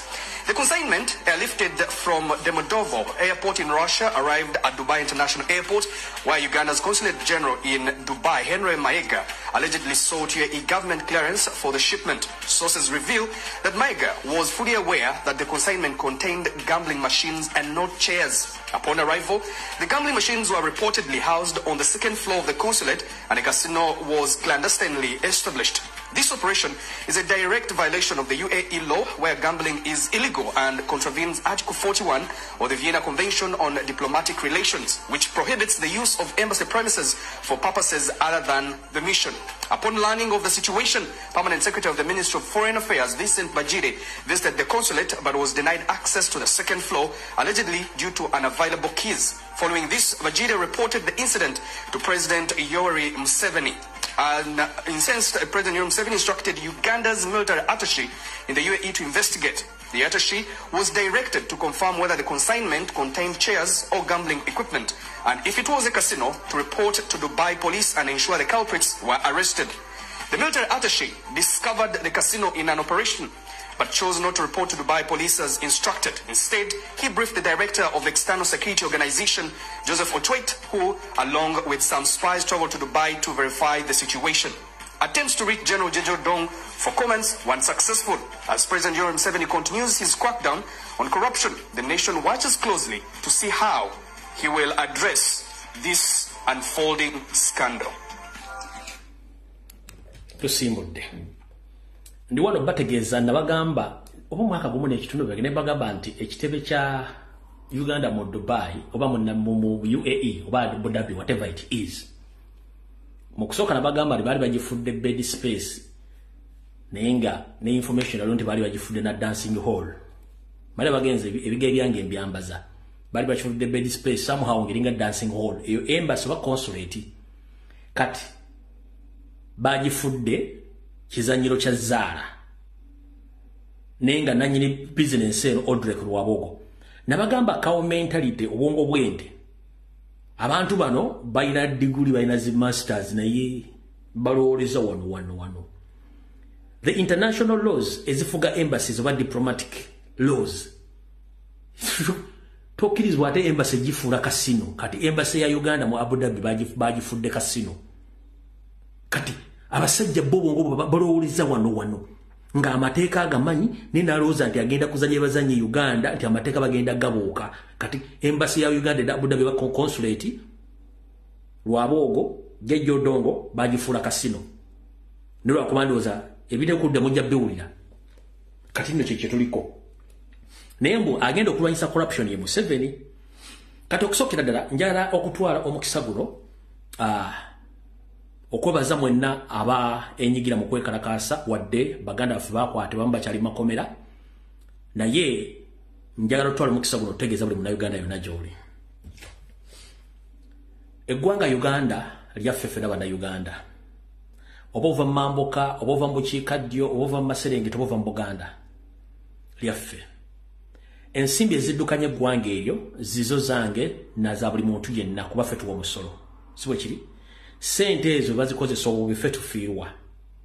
Nga bazeeyambisa batamanya ngamba kye tuyita corruption. Era wotaba ddagala mu malwaliro tekyawula wa NRM wa FDC wa NOP ffenna kitu affectinga. Buli ssente z'eggwanga bwe ziteekwa mu bintu ebitali bituufu eggwanga liziŋŋama. Olw'ensonga nti ffenna kitukoseza wamu. Twetaaga eddoboozi eryawamu nga tetukozesezza byabufuzi nti ebibiina byabufuzi no. Eddoboozi lyaffe lijja ttambula nnyo nga twegattidde omu okulwanyisa enguzi n'okuggyako gavumenti ya Museveni. Kubanga enguudo kwe tuyita nabo ko bayita. Amaliro ge tugendamu amabi nabo ko bagendamu. Abayimbi kibakakatako, bannabyabufuzi kibakakatako, abantu babulijjo kibakakatako okulwanyisa enguzi by all means. Enguzi esobola okusuula gavumenti. Enguzi esobola okukyusa gavumenti. Enguzi esobola okutta abantu. Kubanga abagiridde yagaggawadde n'essente zibadde zigenda okukola ekintu ekisobola okutta abantu. Enguzi bulwadde obuluma buli muntu yenna. Essawa zino abaana bonna bavuddeyo kwekalakaasa oba bakibiina ki oba bakibiina ki bataddewo ettaffaali erisinga abalala. Njala ko bazannyo mwannyinaffe Priscilla Zawedde abangi gwe mmanyi nga Azawe yakyalenjinze abayimbi bonna era kino nkidda mu security organization zonna Kabere Museveni don't dare okutiisatiisa Priscilla Zawedde. Lwaki yoseri buno baka bugenda bwo ne iso semwai police. Don't dare to intimidate Priscilla Zawedde eke Azawe. Eyo constitutional right ye kubanga awo musolo. Constitution right ye kubanga awo musolo. Ebigenda maaso mu ggwanga nga temuteeka bintu bina kubeera bayamba bantu kiyamba kinyigiriza n'abantu abalala. Temugezaako kutiisatiisa omuntu yenna kubanga ekyo constitutional right ye ndi lwaki yayogedde lwaki yakoze ebintu ebyo. Ffenna tetugenda kusirika olw'okuba nti amba batiisizza amba wadde ssente. Ono omwana muyimbi si munnabyabufuzi yavuddeyo kwogera statement eyo ng'ekintu kisusse. Bakansala bufuluma ne mugenda ku trips ebweru. Mwagala tugayo mulaba bwe temusobola kukola mu Uganda. Bachairman RC4 mufuluma ne mugenda ebweru. Bye mulaba temusobola kukola mu Uganda. Bamemba parliament mufuluma buli luvannyuma lw'emyezi 3 mugenda ebweru. Bye mulaba ebweru temusobola bikolayo. Bannabyabufuzi Museveni mwenna byanabo mufuluma ne mugenda kyemugamba ebintu ebikolebwa mu nsi ezo tebisobola kukola mu Uganda bisobola naye lwakuba nti essente z'omusolo zibbibwa kati bw'akyogerako n'omugamba nti yakoze ensobi gwe wennyini amuvunaana okwogera ku kintu ekyo yeeba ensobi gwe abeera omusobya. Buli munnayuganda nga toyawudde kibiina nkutegeeza nti kikkakatako owa NRM ogenda emulago ogenda ekiruddu buli kimu okisanga.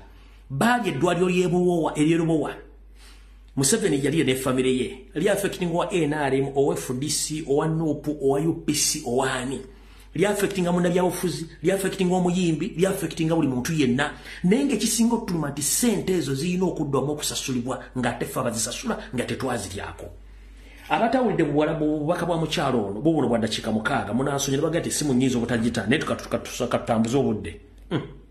I have lost my father due to poor health care. I have lost my sister just after giving birth because of poor health care. And then you wake up one morning and you see someone bamwadde $5 million. Ngolabo omuyimbi bamwadde billion tane za Uganda azikozesa eki. And this is really sad because these are artists that have been here for some time. They have established themselves. They are doing okay. But then someone in our government wakes up one morning, nagamba, but abayimbi katubawe yo billion ntano. Beyagari. Azikozesa eki. Bafani tebamuwagira. I'm angry to the point that I can even punch a wall. Please don't. Please. And this, and this anger has been accumulating for the last, I don't know how many years. If it was not for this talent, that is why I'm like, for the fact that Ugandans have supported me ever since my career started, this is where the point I come through for them. Abana-Uganda bawagidde abayimbi, abanene, abato, naye abayimbi basirise. Abayimbi basirise, balya sente z'abasajja. Now they cannot say anything. They are compromised. Now, when the time comes for them to hold their concert, they want people to turn up for them. Bagala bajje mutuwagire ne bewuuba ne bagenda simanye eyo mu downtown lino omulaba ngali eyo mu katale simanye nakasero simanya owino asaba buki bantu bajje bagula tickets ze bamulabe n'essaawa zino eno omuyimbi asirise abanene kati yatenze bensingano tewali yadde n'omuyimbi n'omu omunene ali mu kwogera. Everyone is quiet, but you want your fans to support you, but you're not doing anything to turn up. You're not using your voice. You're not using your platform to say anything, to put pressure, to press pressure, to create awareness. It's only happening on X. But when the person on ground doesn't know what is happening. So as an artist, this is where you come out and say, something is really happening in our, in our parliament, or even in so many other institutions of this, of this country. We need to stand up and and say no to this and say stop to corruption. So katinze chekisinga okunkwasa ennaku nti abayimbi lwaki musirise. Wow. Eddie lwaki osirise? Bebe lwaki osirise? Chameleon lwaki osirise? Gravity lwaki osirise? Misaj lwaki osirise? Lutaya lwaki osirise? Vinka lwaki osirise? Nwaji lwaki osirise? Ngolaba abantu baffe bayita mu mbeera eno bweti. Kikujjako ki? Mukama atuwadde omukisa in this country nti tusobodde naffe okubeerawo. So kati nze kyekisinga. Lwaki omwana oyo oba mukyalo yafulumiza obubaka obwo? 1.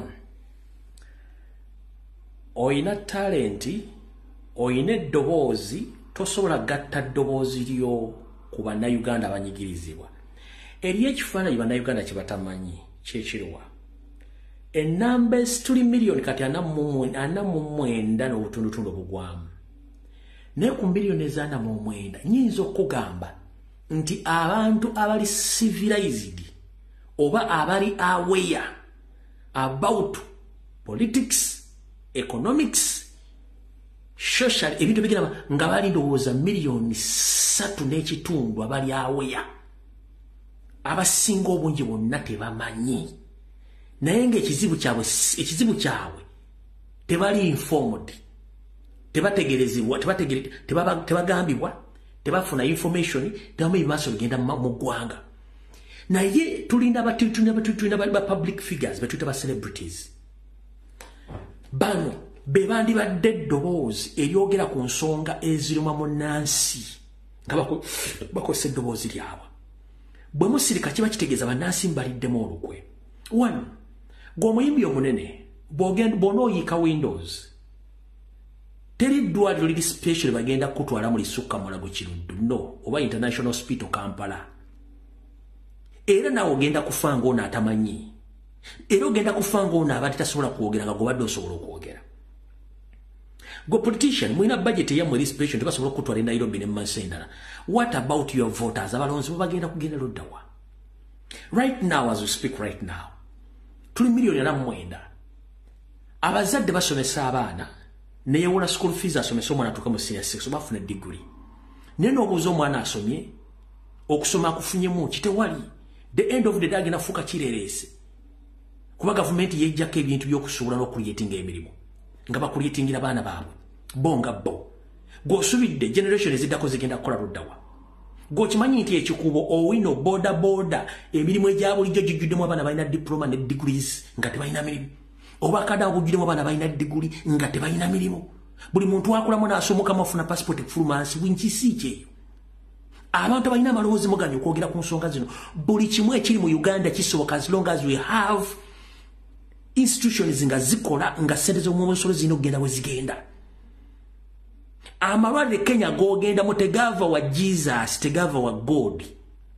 Amalwaliro ge mugenda mu India oba Mumbai oba Bangalore tegava wa Nabbi Muhammad. Amalwaliro gava ku ssente za mwamusolo. Amalwaliro ge mujjako wane Butuluki ga government si private hospitals take yagatekamu ssente z'omwomusolo. Mu mwagala okungamba ssente ze mukwata mu dollars ne mugenda amalwaliro g'ensi yonna agali ebweru. Ssente ezo tezisobola ku-establishinga amalwaliro mu Uganda. Then we come out to talk, namuganti bano hooligans boogera bubi. The fact is, corruption is the most killing disease mu nsi yonna, but main especially mu Uganda. Kubanga bino ebintu bye twogera, nze nkya ngenda kulwala bagenda kunzijanjabirawa. Omwana agenda kwe bagenda mujjanjabirawa.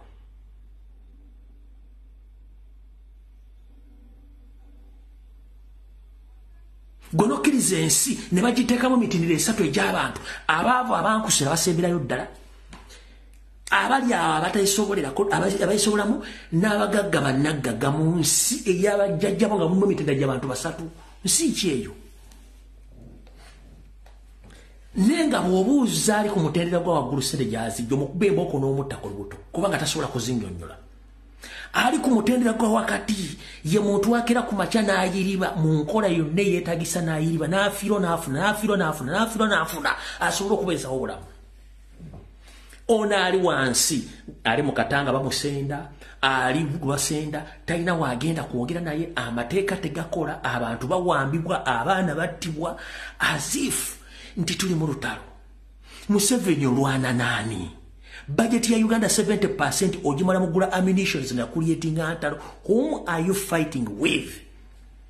Is Uganda at war with its own citizens? You purchase weapons of mass destruction against your fellow citizens, the taxpayers. Kuderuchi. Bwetuvayo kwogera nti abaana boogera. Mumuzalanga abatalina programu naye omwana gozala agenda kukolawa agenda kujjawo ekyokulya era future kijja omutegekedde wadde wali azala mwana we nga malaaya era singa ozala omwana okumaye mu lubuto nga kana kagenda kubeera kamalaaya ogambira eddwaliro ntekamukataminating singa omukazi omufunisa olubuto ne kakulagira nti akana agenda kubeera kabbi ogambira omusawo nti akomukataminating singa ozala akala baga tegenda omwana tagenda kubona akomukata naye nokuba tukiri tukirekera Katonda nga bateekerateekera abaana niyo bateeketeekedde mu nsi ki.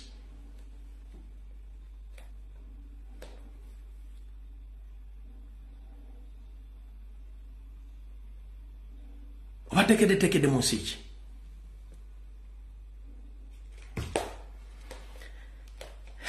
Bwenzira mu politics nsobola okwogera ntusula wana naye kambatere essimu dakiika zina 3 ezisigaddeyo ebisigadde tunabyogera ku Lwokusatu. Bwenzira mu politics tusobola okwogera mpaka ku makya simu nzitadde dakiika aga.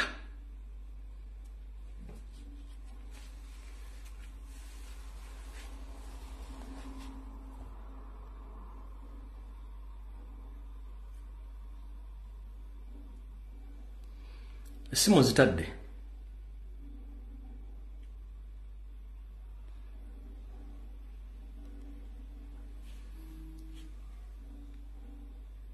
Hello.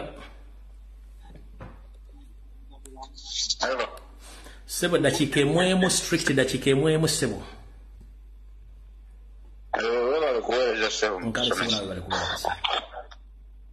Akati nze ntandikirawo ku Mayiga oyo. Mayiga alowooza abantu baabayogerera mutuli basiru. Naye nkoze bubi leero temunyonyogereddemu kuba kati tokyamunyonyogera kuba mukka kati atandise agenda nakupama n'okupama kati w'omutuusiza olw'ensonga. Tosobola kuŋŋamba ng'omuntu alina paasipooti ya diplomati nga naffe bakamukujje bwe tuba tutambula. Ka paasipooti bakeekebejja ne bakafuuza. Mayiga akoze setimenti nnyingi ez'obulema oba ennema. Yavaayo n'atugamba nti eddwaliro mu Germany Ssaabasajja Kabaka gye yali eryamutransferring e Namibia. Kati mu ggwanga ery'e Namibia yayingira omuntu ng'aturansferingiddwa abeera n'empapula ezogera ku by'obulwadde bye buli kimu. Atuuse okukola settlement egamba nti oba oliawo neyawandiika yali tamanyi nti ono Ssaabasajja Kabaka. Ng'ate settlement gy'asemyeyo okukola buno bwe yali nga adressinga gundi nga Kabaka akomyewo. Yebaza n'okwebaza ttiimu etambulira ku Kabaka. Kati abantu abo batambulira ku Kabaka bajega kyannabaki obutasobola kunyonyolera muntu gwe batambula naye kyona ali mu kitiibwa bwe kiti. Bwe yali yebaza baali ludda wanga ne mu Katambi tetwabalabako nga bakomawo. Twalaba nga abasajja batambulira Kabaka bakwata briefcase ze biki. Mu Katambi nga nawo tetwabalaba. Kati Simba wakati ne Namibia okumanya omuntu gw'erina nga tumaze kwekalakaasa mu nsi Namibia wetegera nti kiki kino kitulina wano. Nenga bo tebayogera muntu kigo bayingiza. Kakati bo balowooza boogerera mu baana bato boogera n'abantu basirusiru tetukyategererako ddala. Ffe obupaasipooti obwaffe bakamukujje mu ggwanga lyonna mw'oba oyingira bakeekebejja ne Kabaka alumibwako mu mese tebasobola kukakkiriza. Ongamba eri paasipooti eraga nti ono omuntu mukungu alina settlement gy'akoze mu sipiiki ye n'agamba mbu oli teyateekamu na byabufuzi. Kabaka yali agenda Namibia kuwamba byabukulembeze bya Namibia alyoka ateekemu ebyobufuzi oba Kabaka mu ggwanga mwe yali avudde yali politician. Nti baagaana omuwandiikira nti yali munnabyabufuzi. Mayiga ogenda kati wano wootuuse ogenda nakupama kuba kati wojjako ogezezaako okuba nga otukakasa buli kimu naye kati buli kigambo ky'oyogera kimanye ky'omuntu tattika kati okyabonaabona nagwa butwa naye ate olumishoni yo gy'olowooza mbu wona agituukiriza ofune emirembe sentimenti otuula bufoofofo okole naye obudde tulina butono. Halo wangi nyawo nkali nyawo nawe bali kubeerako. Amina bannayuganda mwenna mbalamu tikyakansoka okukwebaza sigenda kudda mu bigambo bya Mayiga kubanga ffenna tudde naye njagala okwebaza tica ne bannayuganda bonna abataddewo embeera eyo yeereetera Mayiga okukola ensobi. Ntera okwogera ne bannange nti buli lwe muteeka omuntu ku pressure omuntu oyo ne bw'aba abadde mugezi nnyo ne bw'aba abadde ategeera nnyo ng'alina reasoning capacity ng'eri very high nga IQ eri waggulu nnyo akola ensobi. Kati mbeebaza bannayuganda tuli ku win ffe tulina win tica tuwangudde. Kati nyongera okubakubiriza nga bwe twalwanye Kabaka n'aba mu buwambe Namibia obwedda nina abantu bendabaawo mu comments nga bagamba bannange Kabaka nsimanya Kabaka tukoze tutya okutwala Kabaka mu America okujjanjabwa. Mbagambye nti ffe twakitandise kabo mu America nakubye essimu Wednesday nabadde mbagambye 9th naye bwe tutunudde tulaba 9th wala bana abasajja bayinza okutta Kabaka between now and 9th kati tusembeza olunaku lugenda kwera lwakutaano which is second. Bannayuganda mmwe mwennyini nnyini abataddewo embeera eyajje Kabaka e Namibia era mmwe mugenda okuteekawo embeera egenda okunyigiriza abasajja abo bamusitule bamuleeti wano mu America ate bwe bamutuusa wano tugenda kulwana bwezizingiro okulaba ng'abeera mu mikono gyaffe. Tukisobola mbagambye musooke mwe congratulating nti kino kye mmwe mukozesa Mayiga ensobi kubanga Mayiga okola yatandika okwogera ku bulwadde bwa Kabaka. I think that was 2021 kishangu uvudde no tuzibula basi akola nsobi ku nsobi alimba kino alimba kiri agezaako kubikirira agezaako kusiga kazigo ayongera kukola nsobi atongera okupushinga tugenda kumujja mu kye twagala tugenda musuuza Kabaka ate n'enmenga agenda kuvaayo n'ekirala bwe tugenda okwekalakasa tugenda gamba Museveni ave mu nsonga zaani Sammengo nsonga z'obwakabaka yagamba dda nti bakabaka tebeetaba mu byabufuzi. Ye lwaki yeetaba ate mu ki? Ye nga omukulembeze nga munnabyabufuzi lwaki yeetaba mu nsonga z'obwakabaka? Tugenda okudimaninga Museveni ajje Mayege Mengo kubanga yamuteekayo, then ne Museveni ave mu nsonga z'obwakabaka azirekere bannannyini b'obwakabaka oba Baganda oba Basoga oba Banyoro, buli bantu beekolere ku nsonga ze. Bagamba mbakunga buli omu waali gwe ng'oli mu America tolinda nti ate nsimanya kugambe tutusimbula wano mbagambye tugenda kubeera ku Uganda Embassy bwe tuva tugende human rights. Kati buli omu kwata emmotoka yo bw'oba owulira ng'oyagala kutambula nange enkubira eddoboozi lyange mulimanyi ombuuze tusimbulawa naye nga tugenda ku Uganda Embassy ekitutwalayo ye gavumenti ya Uganda twagala tugambe Museveni ave mu nsonga zaffe ate ajja kusajjako Emmengo kwaye yakateekayo n'ekirala twagala kabaka ajje wano mu America ajjanjabwe. Hello. Tuweereza taata. Nkale sona wewe kubeera ko tuyite mu bwangu. Tuweereza sebo. Nkale sebo. Nze nja kwogera ku kyayisa oyo Gamulenge ejjanga botero gamulengeza. Ze nkunga bannayuganda buli omu gyali n'ayagaliza Obuganda. Buli omu gyali nga bwe twayita mu kwekalakaasa okw'emirembe. Tuteekewo olunaku tugende mu kwekalakaasa Emmengo. Mayiga must to go to Mengo. Bwe tutalwana ekyo Abaganda buli omu gyali ne bannayuganda abagaliza kabaka waffe emirembe n'Obuganda. Kabaka waffe agenda kusaanyizibwawo akasajja ako ne banne. So Abannayuganda ne Abaganda tugende mu kwekalakaasa Emmengo okujja ku Mayiga. Ebyo byangisibwa. Kalisaba.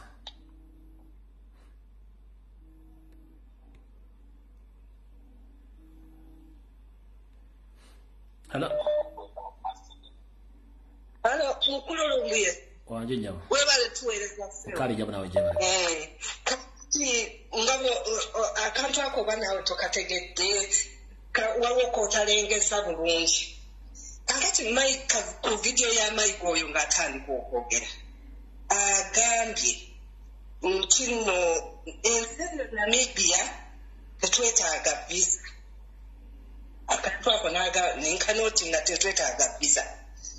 Ate n'agamba nti nno baasaba ennaku 9, which is okay. Naye nga abantu abatravelinzeeko nawe byokimanyi si badiplomati bokka be basaba ennaku.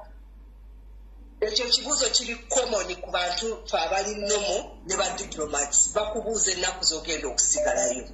Okitegeera ekintu ekyo? Era bakubuuza ne bagamba nti n'ogenda holiday gy'ogendako trip ogenda kumalako ennaku mmeka. Kati lwaki ngamba ekintu ekyo? Abo abantu be bawandiika ebbaluwa nga basaba ensi ennaku 9. Teyali decision ya kabaka. Bo be baasalawo nti no kati tugenda mutereka nnaku mmeka. Katumutereke katuweyo emyezi 3. Emyezi 3 egyo ginaggwerako anaabafuusinga tekumujjayo. That was the mission. Kati tebatukuzabuza nze akokaka tumadde njagala okunotisinga mwabo. Tweyanziza nnyo. Katugambye nti nate twetaaga visa ate baplayingira visa kati saabitulidde bulungi ebyo. Webale nnyo tuweereza. Hello. Oweggulamu atudde ku kafoomu k'omuvule ogamba otya? Kafoomu kati ngenda kufuna akeetooloola yita mu bwangu tugende ngenda kufuna kafoomu akeetooloola. Ate funanga ka muvule. Akonko akawulire abo. Kama webale kuweereza. Amina sebo. Ongoyogera n'ekisolo omuto. Yita mu bwangu aloga musanjiwo tugende. Mukama wange nsookera ddala okwebaza okukulemberamu olutabaalo olw'okulaba nga tutaasa Ssaabasajja okuva e Namibia. Weebale nnyo weebalire. Era ffenna tukwegattako ffenna tutuula Gulama ku kafoomu ak'omuvule. Ssebo weebale nnyo weebalire ddala. Naye oluvannyuma okubeera nti tuleekaanye nnyo tuleeka ne tulaba nga Ssaabasajja Namibia nga mulamu. Olwaleero waabanga ali wano ewaffe mu Uganda twongere kwekwata kitole tetukkiriza Ssaabasajja ate kutuyita mu ngalo. Nze mbadde mbasaba mwenna bakama bange mwenna gye muli twongere okuleekaana twongere okwasama abatuvume bere tukkiriza Ssaabasajja tekuddamu kumutuyisa mu ngalo bamutwali gye tutamanyi bwebaba nga bamututte Masaka ng'ali Masaka naffe tugere tumusalireko eyo Masaka tugambe twagala Ssaabasajja abeere nga yeetaaya nga bw'ayagala bano abasajja abagenda ku mipiira gy'amasaza nabo tubazingireko eyo bate tuyiga okuboola tuyiga okusosola abantu abo nabo tubazingireko eyo tubateeke ku mbeera embi gibadde ku Ssaabasajja naffe kati embeera embi tugibakyusize tugibateekeko gibatadde ku Ssaabasajja nabo bakiwulire nga bwesitowa webale nnyo okuweereza pica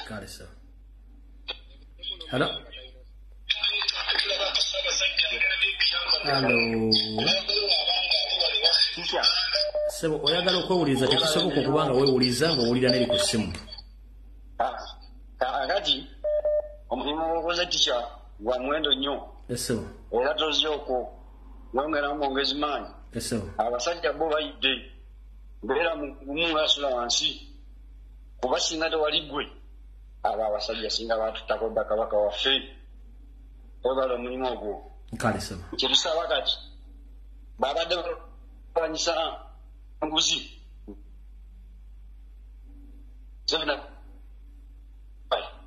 ate nze nanyini nguzi ate mwagala abasajja banja netiwaaka halo nkale nyabu nawe bali kubeerako kyanze ninawo ebibuuzo byange ebyabataka kiki abataka bano bwe baali bagenda Namibia batugamba bakomawo batubuulire naye ku ssaawa y'olwaliro bwe baali bagenda baayagala kamera ku ssaawa eno tebaagala kamera kubanga balinako kye batubuulira oba ekigenda mu ggwanga kye batalaba Ssaabasajja Kabaka bamukukusa kati ave Namibia tebamulabangako basirise tikagwa batuyimiriza okusabula abataka bwe babanga baalya mu Ssaabasajja Kabaka olukwe nga tebakyalira buyinza ku Ssaabasajja Kabaka nga Mayiga abasinga obuyinza ku Ssaabasajja Kabaka kikya twagala abataka batubuulire bw'abanga Mayiga abasinga obukulu ku Ssaabasajja Kabaka batubuulire tukimanye Ssaabasajja Kabaka abo be basinga obukulu eri Mayiga be bakulembera Mayiga n'abavaako emabega lwaki basirisa obutavaayo kwogera ku Ssaabasajja Kabaka engeri gye bamukukusaamu tebamulabangako okuva lwakomawo e Namibia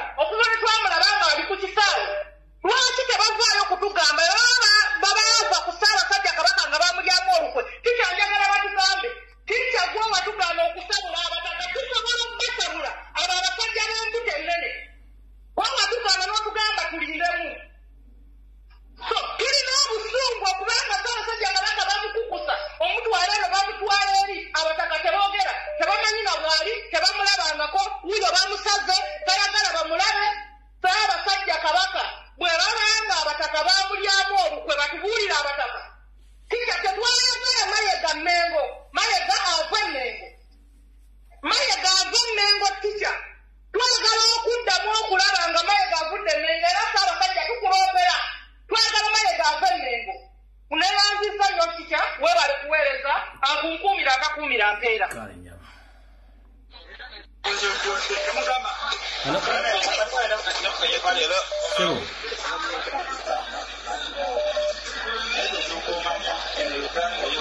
Sebo muganda wange wooli waliwo ebireekaana bingi nnyo musomesa nkulamusiza mukama nange bwentyo Sebo yita mu bwangu Sebo eggwanga lyonna tutya obuzibu bwe nnina n'abantu abaganda mbadde nsaba buli muganda yenna waali olutalo terunawatulwanagane nga bwetusobola Mayiga yatugambye mbwagenda kukwata Kabaka amuze e Namibia wetunamwasamira nakalabye akantu ako ku social media omwana nga akapositinze kabane nyala kukakuweereza yagambye bwe munanjasamira ennyo nja kumuzzaayo Mayiga kiki kyatwagaza ku Kabaka waffe nsaba buli muganda yenna waali na buli muntu yenna wadde toli muganda kubanga manyi waliwo n'abatali baganda agala Kabaka waffe naye mbasaba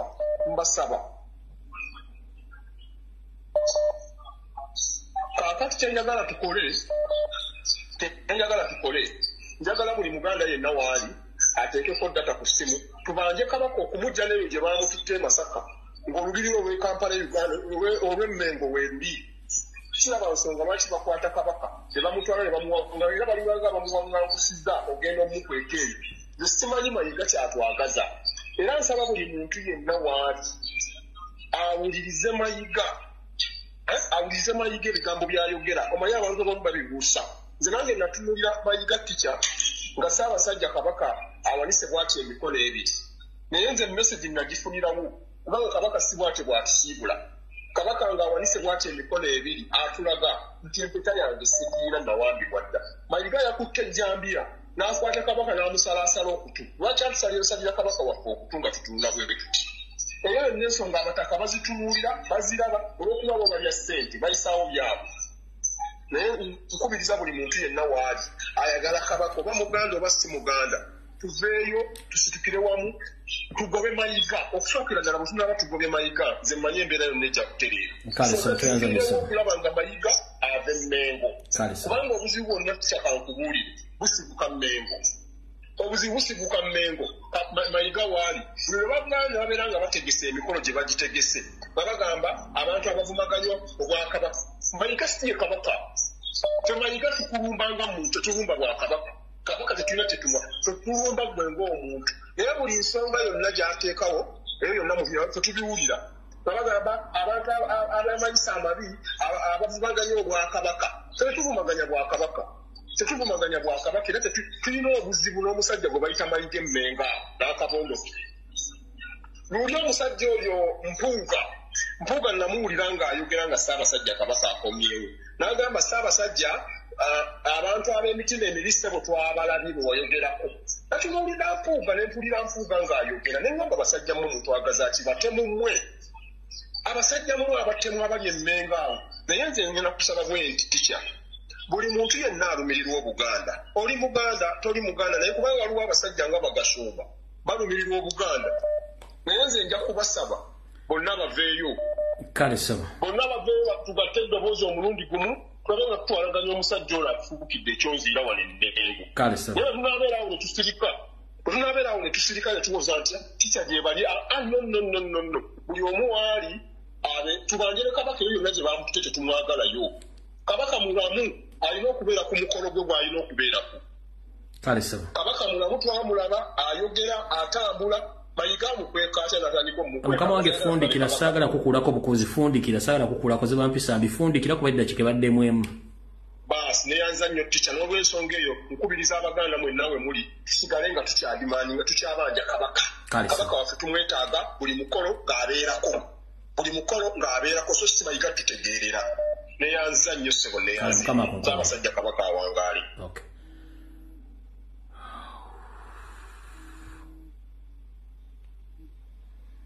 Hello. Musomesa webale kutuweereza ssebo. Nkale nnyabo nawe bale kubeerako. Bana yogwanira ekisinga mu nsi muno tica webale kulambulula nsonga. Okimanyi nti ekifaananyi kya Ssaabasajja Kabaka kyozuuminze. Nakiraba nga babitambuza ennaku ezo ne ngamba yiyi Kabaka alina bibomboola ku matu. Ngera nibono gamba Kabaka engeri gye yalwala musajja wattu. Basajja bamutulugunyizza ne ndowooza nti kyoba yayubuka maliba ku matu. Kati ekyo nenkivaako era neewunyiza okulaba nga mutuufu otulambululidde ensonga eno gye nalemerako ne nkitunuulira emirundi n'emirundi naye bano abasajja Abanyarwanda batwagaza ki musomesa lwaki batulugunya Kabaka waffe okutuuka ku sseeryo bannange bamuwayalinga kiki batwagaza lwaki tebadde waabwe Rwanda ne batulugunya ku Banyarwanda bannaabwe bannange tubayinako obusungu Mayiga njagala omujjukiza musomesa era abali kuno bakamunsindikirire nti Mmengo gy'alemeramu si ya nnyina ate si ya kitaawe ajja kugivaamu mu bulungi ne mu bubi ajja kukifuluma agende ne mukazi we bewase e Rwanda oyo gwe muyita nnyammwe bannange tuli bakoowu tulina obusungu olw'ensonga ya Ssaabasajja Kabaka waffe omuntu atalina buzibu eri muntu yenna lwaki abasajja bamutulugunya okutuuka awo bujja bumwetega wano eno bulowooza tategeera olw'okusirika abiraba byonna ebigenda mu maaso ate naffe kati twebaza Katonda nti twabuuka tica buli ekigenda mu maaso tukiraba ne mishoni zaabwe zonna tuziraba nammwe tubeebaza mwebale kutuzibula maaso oba oli awo twandibadde tetulaba bintu bino myaka n'omusajja zenga azannya emizannyo gino tica nga tetulina kye tumanyi kye tujje tubuuka abantu bano n'emizannyo gyabwe naye nyongera okujjukiza Museveni nti Uganda si ya nnyina ate si ya kitaawe kaleekeeza ajja kugifuluma webale kuweereza musomesa kale mukama akunkomere amiina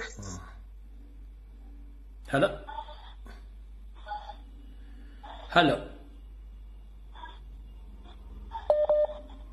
Bw'okuba essimu nange yogera saala kujjawo nga nkukutte.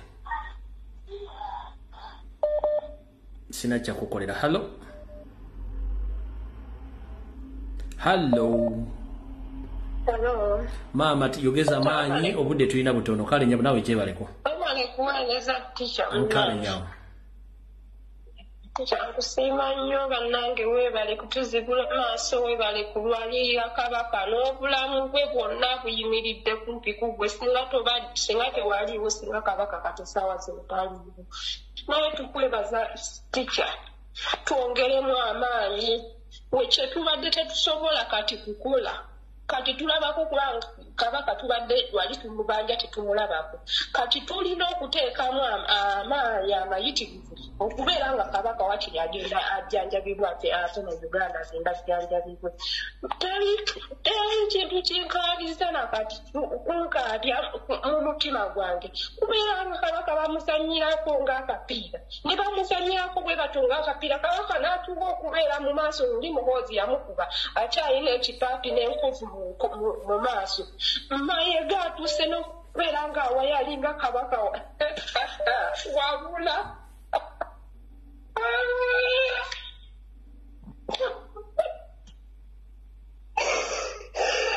guma maama tokaaba guma kubanga ekikutte obudde kigenda buta buli akoze fujjo mu Mmengo omwo agenda kirozaako kino kyenwanyisa baakikola mu 1993 nga buli omu akisirikidde kuba Museveni yabagamba nti agenda kukozesa Abaganda okusanya Obuganda bano tubalina. Hello. Sebo kaniko ali kulamusiza nange bwente sebo Waganda gyebale eyanza n'oku ekisookera ddala tweyanza nnyo bannayuganda mwenna eyo nagyo muli okwetolola mu nsi yonna omwasobola okuyimusa eddoboozi lyammwe nimugendera ddala konsoleti za Namibia tebakulimbako gwe munnayuganda toobisibwa bw'otunuulira mu sisitimu ya Museveni divide and rule yakugamba butya bwe bawaŋŋangusamu taata wa Ssaabasajja Kabaka era yennyini yabawa amagezi n'abagamba sibwe muti omwandikoze enkola ya Museveni kozesa abantu bayita ababi mukama wange kwendisema kuoligenda mu maaso ensi ekuwuliriza olina eddakiika emu gikozese bulungi tufundiki tuve wano. Enkola ya Museveni kozesa abantu bayita ababi Ssaabasajja Kabaka bayita ababe bebalumazeewo watulambulira bulungi abantu bonna abawerukamenga Ssaabasajja Kabaka ku kisaawe nga tekuli n'omu eyali amudimaani. Ensonga yange ey'okubiri njagala nnyo okwebaza bannayuganda abeekalakaasizza ndowooza mwalabye bannayuganda amaanyi ge mulina kakati Museveni yakugamba nti ye takyalina lino eggwanga Uganda lyaffe ye takyalina kiyeeguya muzimu ku statements zazayogera yakitugamba ddyo bannayuganda ati bannayuganda we are on our last minute kubanga ye Museveni akimanyi nti muzi wa misango ku mutenda gw'ensi yonna kati ye takyalina kyafiibwa bannayuganda kino kyekiseera singa kitununula ggwanga lyaffe tugenda kukifunga tukiza munda kensebeyo mesegi eno nja kusaba bannayuganda mwenna ekintu kyetusobola okusasula omusajja ono Fred Lumbuye kwe kumutimba ku bizinensi zaffe kwe kumukolamu namba plate z'emmotoka wonna tumugulemu amakubo nga Fred Lumbuye akyali mulamu kensebeyo nga nsaba ekibiina kya National Platform n'omukulembeze wange His Excellency Bobi Wine batimbe ekifaananyi kya Fred Lumbuye awali ekisenge ky'abazira n'ekitaffe ono Fred ono omusajja ayafa nga bamuwadde obutwa Hussein Kyanyi yabagamba nti there will be a generation nga n'obugibwa ssente tekyasobola kubivaako.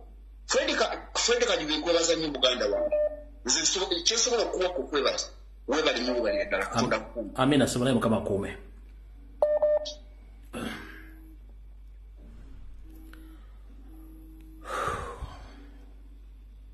Hello.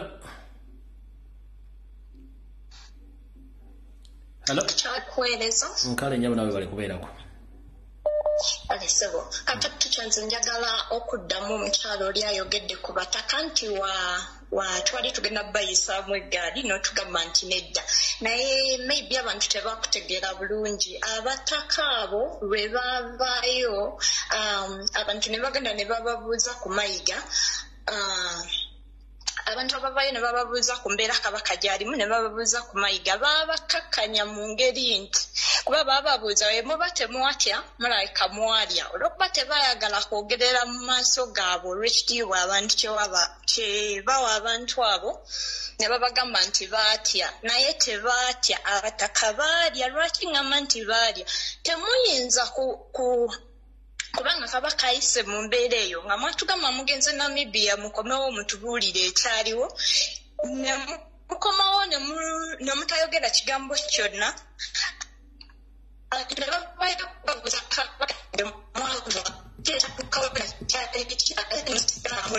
bafundikira beebaza Museveni olw'obawa ettaka era nga bamusaba ssente bazimbeko ekizimbe naye nga tujjukire nti bano abantu Museveni talina kintu kyakola nga talina backup oba nga tekirina gye kigenda kuguukirira.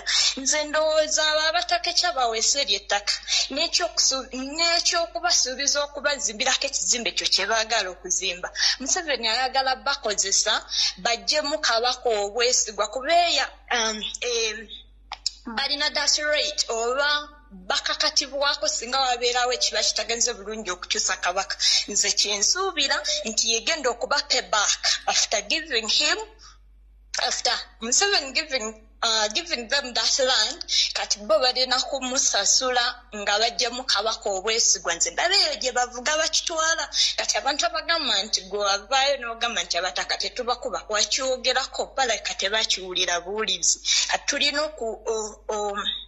okuba careful n'okutegeeza abataka abo nti tetugenda abajjako adiisi yonna ku kyonna kyonna kye banavaayo kukola later along kubanga olwedde batulaga sayidi gye bagwa.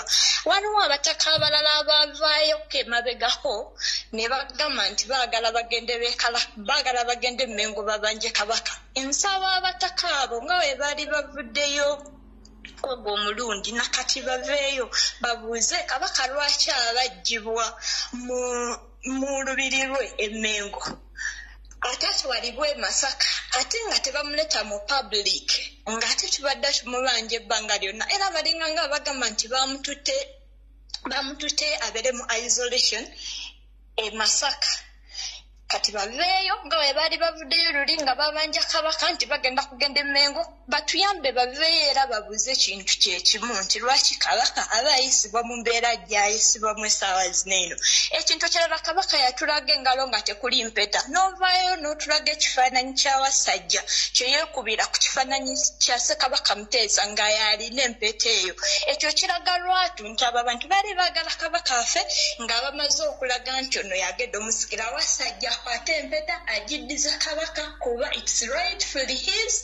Bwe baba bali bamanyi bagenda mutta tekigenda kusoboka ate tekirisoboka. Ekintu ekirala Abaganda n'Abannayuganda tubeererewo omuntu yenna abayenyigidde mu kkoozi y'okulwanyisa obukemuzi abayenyigidde mu kugatta eddoboozi ku bantu abanyigirizibwa era neebazazaawo ekintu kyakoze n'abayimbi abalala mulabire okwo mwemujja kuddaawo mulowooze nti olw'okuba mulinamu akasente essaawa zino nti ebigenda mu maaso tebibakwatako.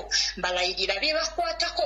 Essaawa zino oyinza okuba olinamu omugaati gw'oyinza okulya ekyeggulo naye waliwo atagulina. Ate mulowooze nnyo nti bw'eba Uganda eri bweti nga muli bwe mutyo singa mulwana n'etereera how will things be? Biba bijja kuba mu better. Naye ng'ekyo okukifuna muba mulina kusitula ddoboozi lyammwe muve mu tebinkwatako muve mu kutya kuba Uganda newootya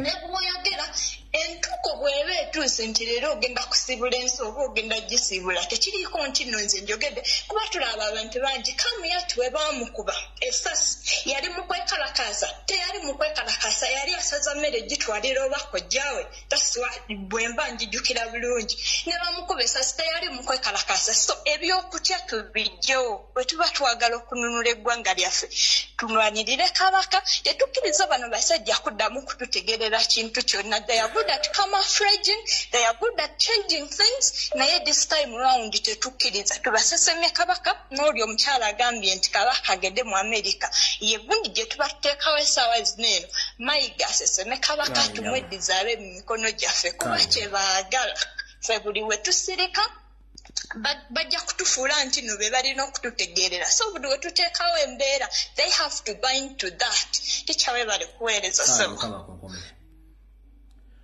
Alright, video tegenda kusukkawo.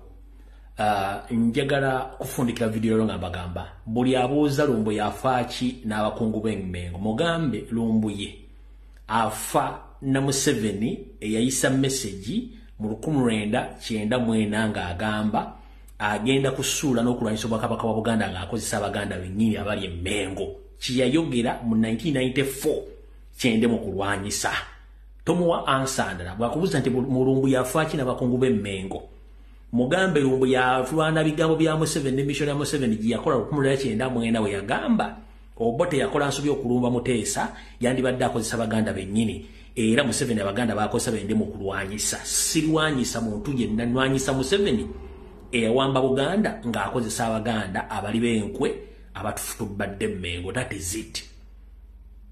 That is my statement. Musabire nnyo Ssaabasajja Kabaka, musabire nnyo eggwanga Uganda kubanga wetulaga si walungi mukitegedde bulungi nnyo kati gwadde ku mutimbagano ne weewuguusa ng'omuwulu abikula ku mawo sikuyinaako buzibu weewuguuse nze statement yange obulumi bwange buva ku 1994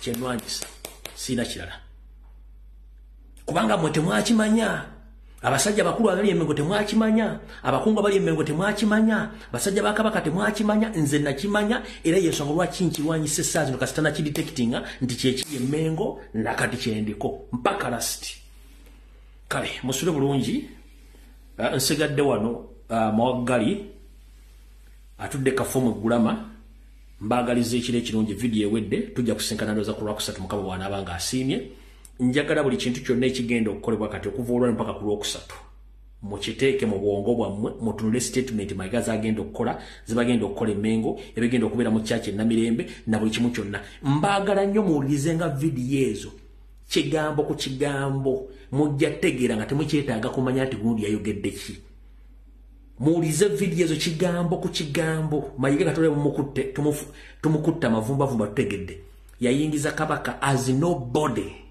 in Namibia, and even the authorities they didn't know the person who entered their country until you bumwa demonstrating Namibia nemanya omuntu gwe tuyina munene bwati ntai mufulumye omuntu wamumozeeyo ekyo kyekiruma amayiga nti yayingiza Kabaka ng'omuntu atalina kintu kyonna atamanyikiddwako mwene mutegeeza Namibia omuntu gwe mukutte munene nnyo n'okusinga eggwanga lyammwe bakitegeera mumaze kwekalakaasa kati bwolaba ono afutubadde ku Buganda ng'awuza mbu simanyi ssebo ojja kuva Emmengo olimba mu bbanga mpawekaaga ekyo nkikubuulira vidiyo wedde musibe bulungi.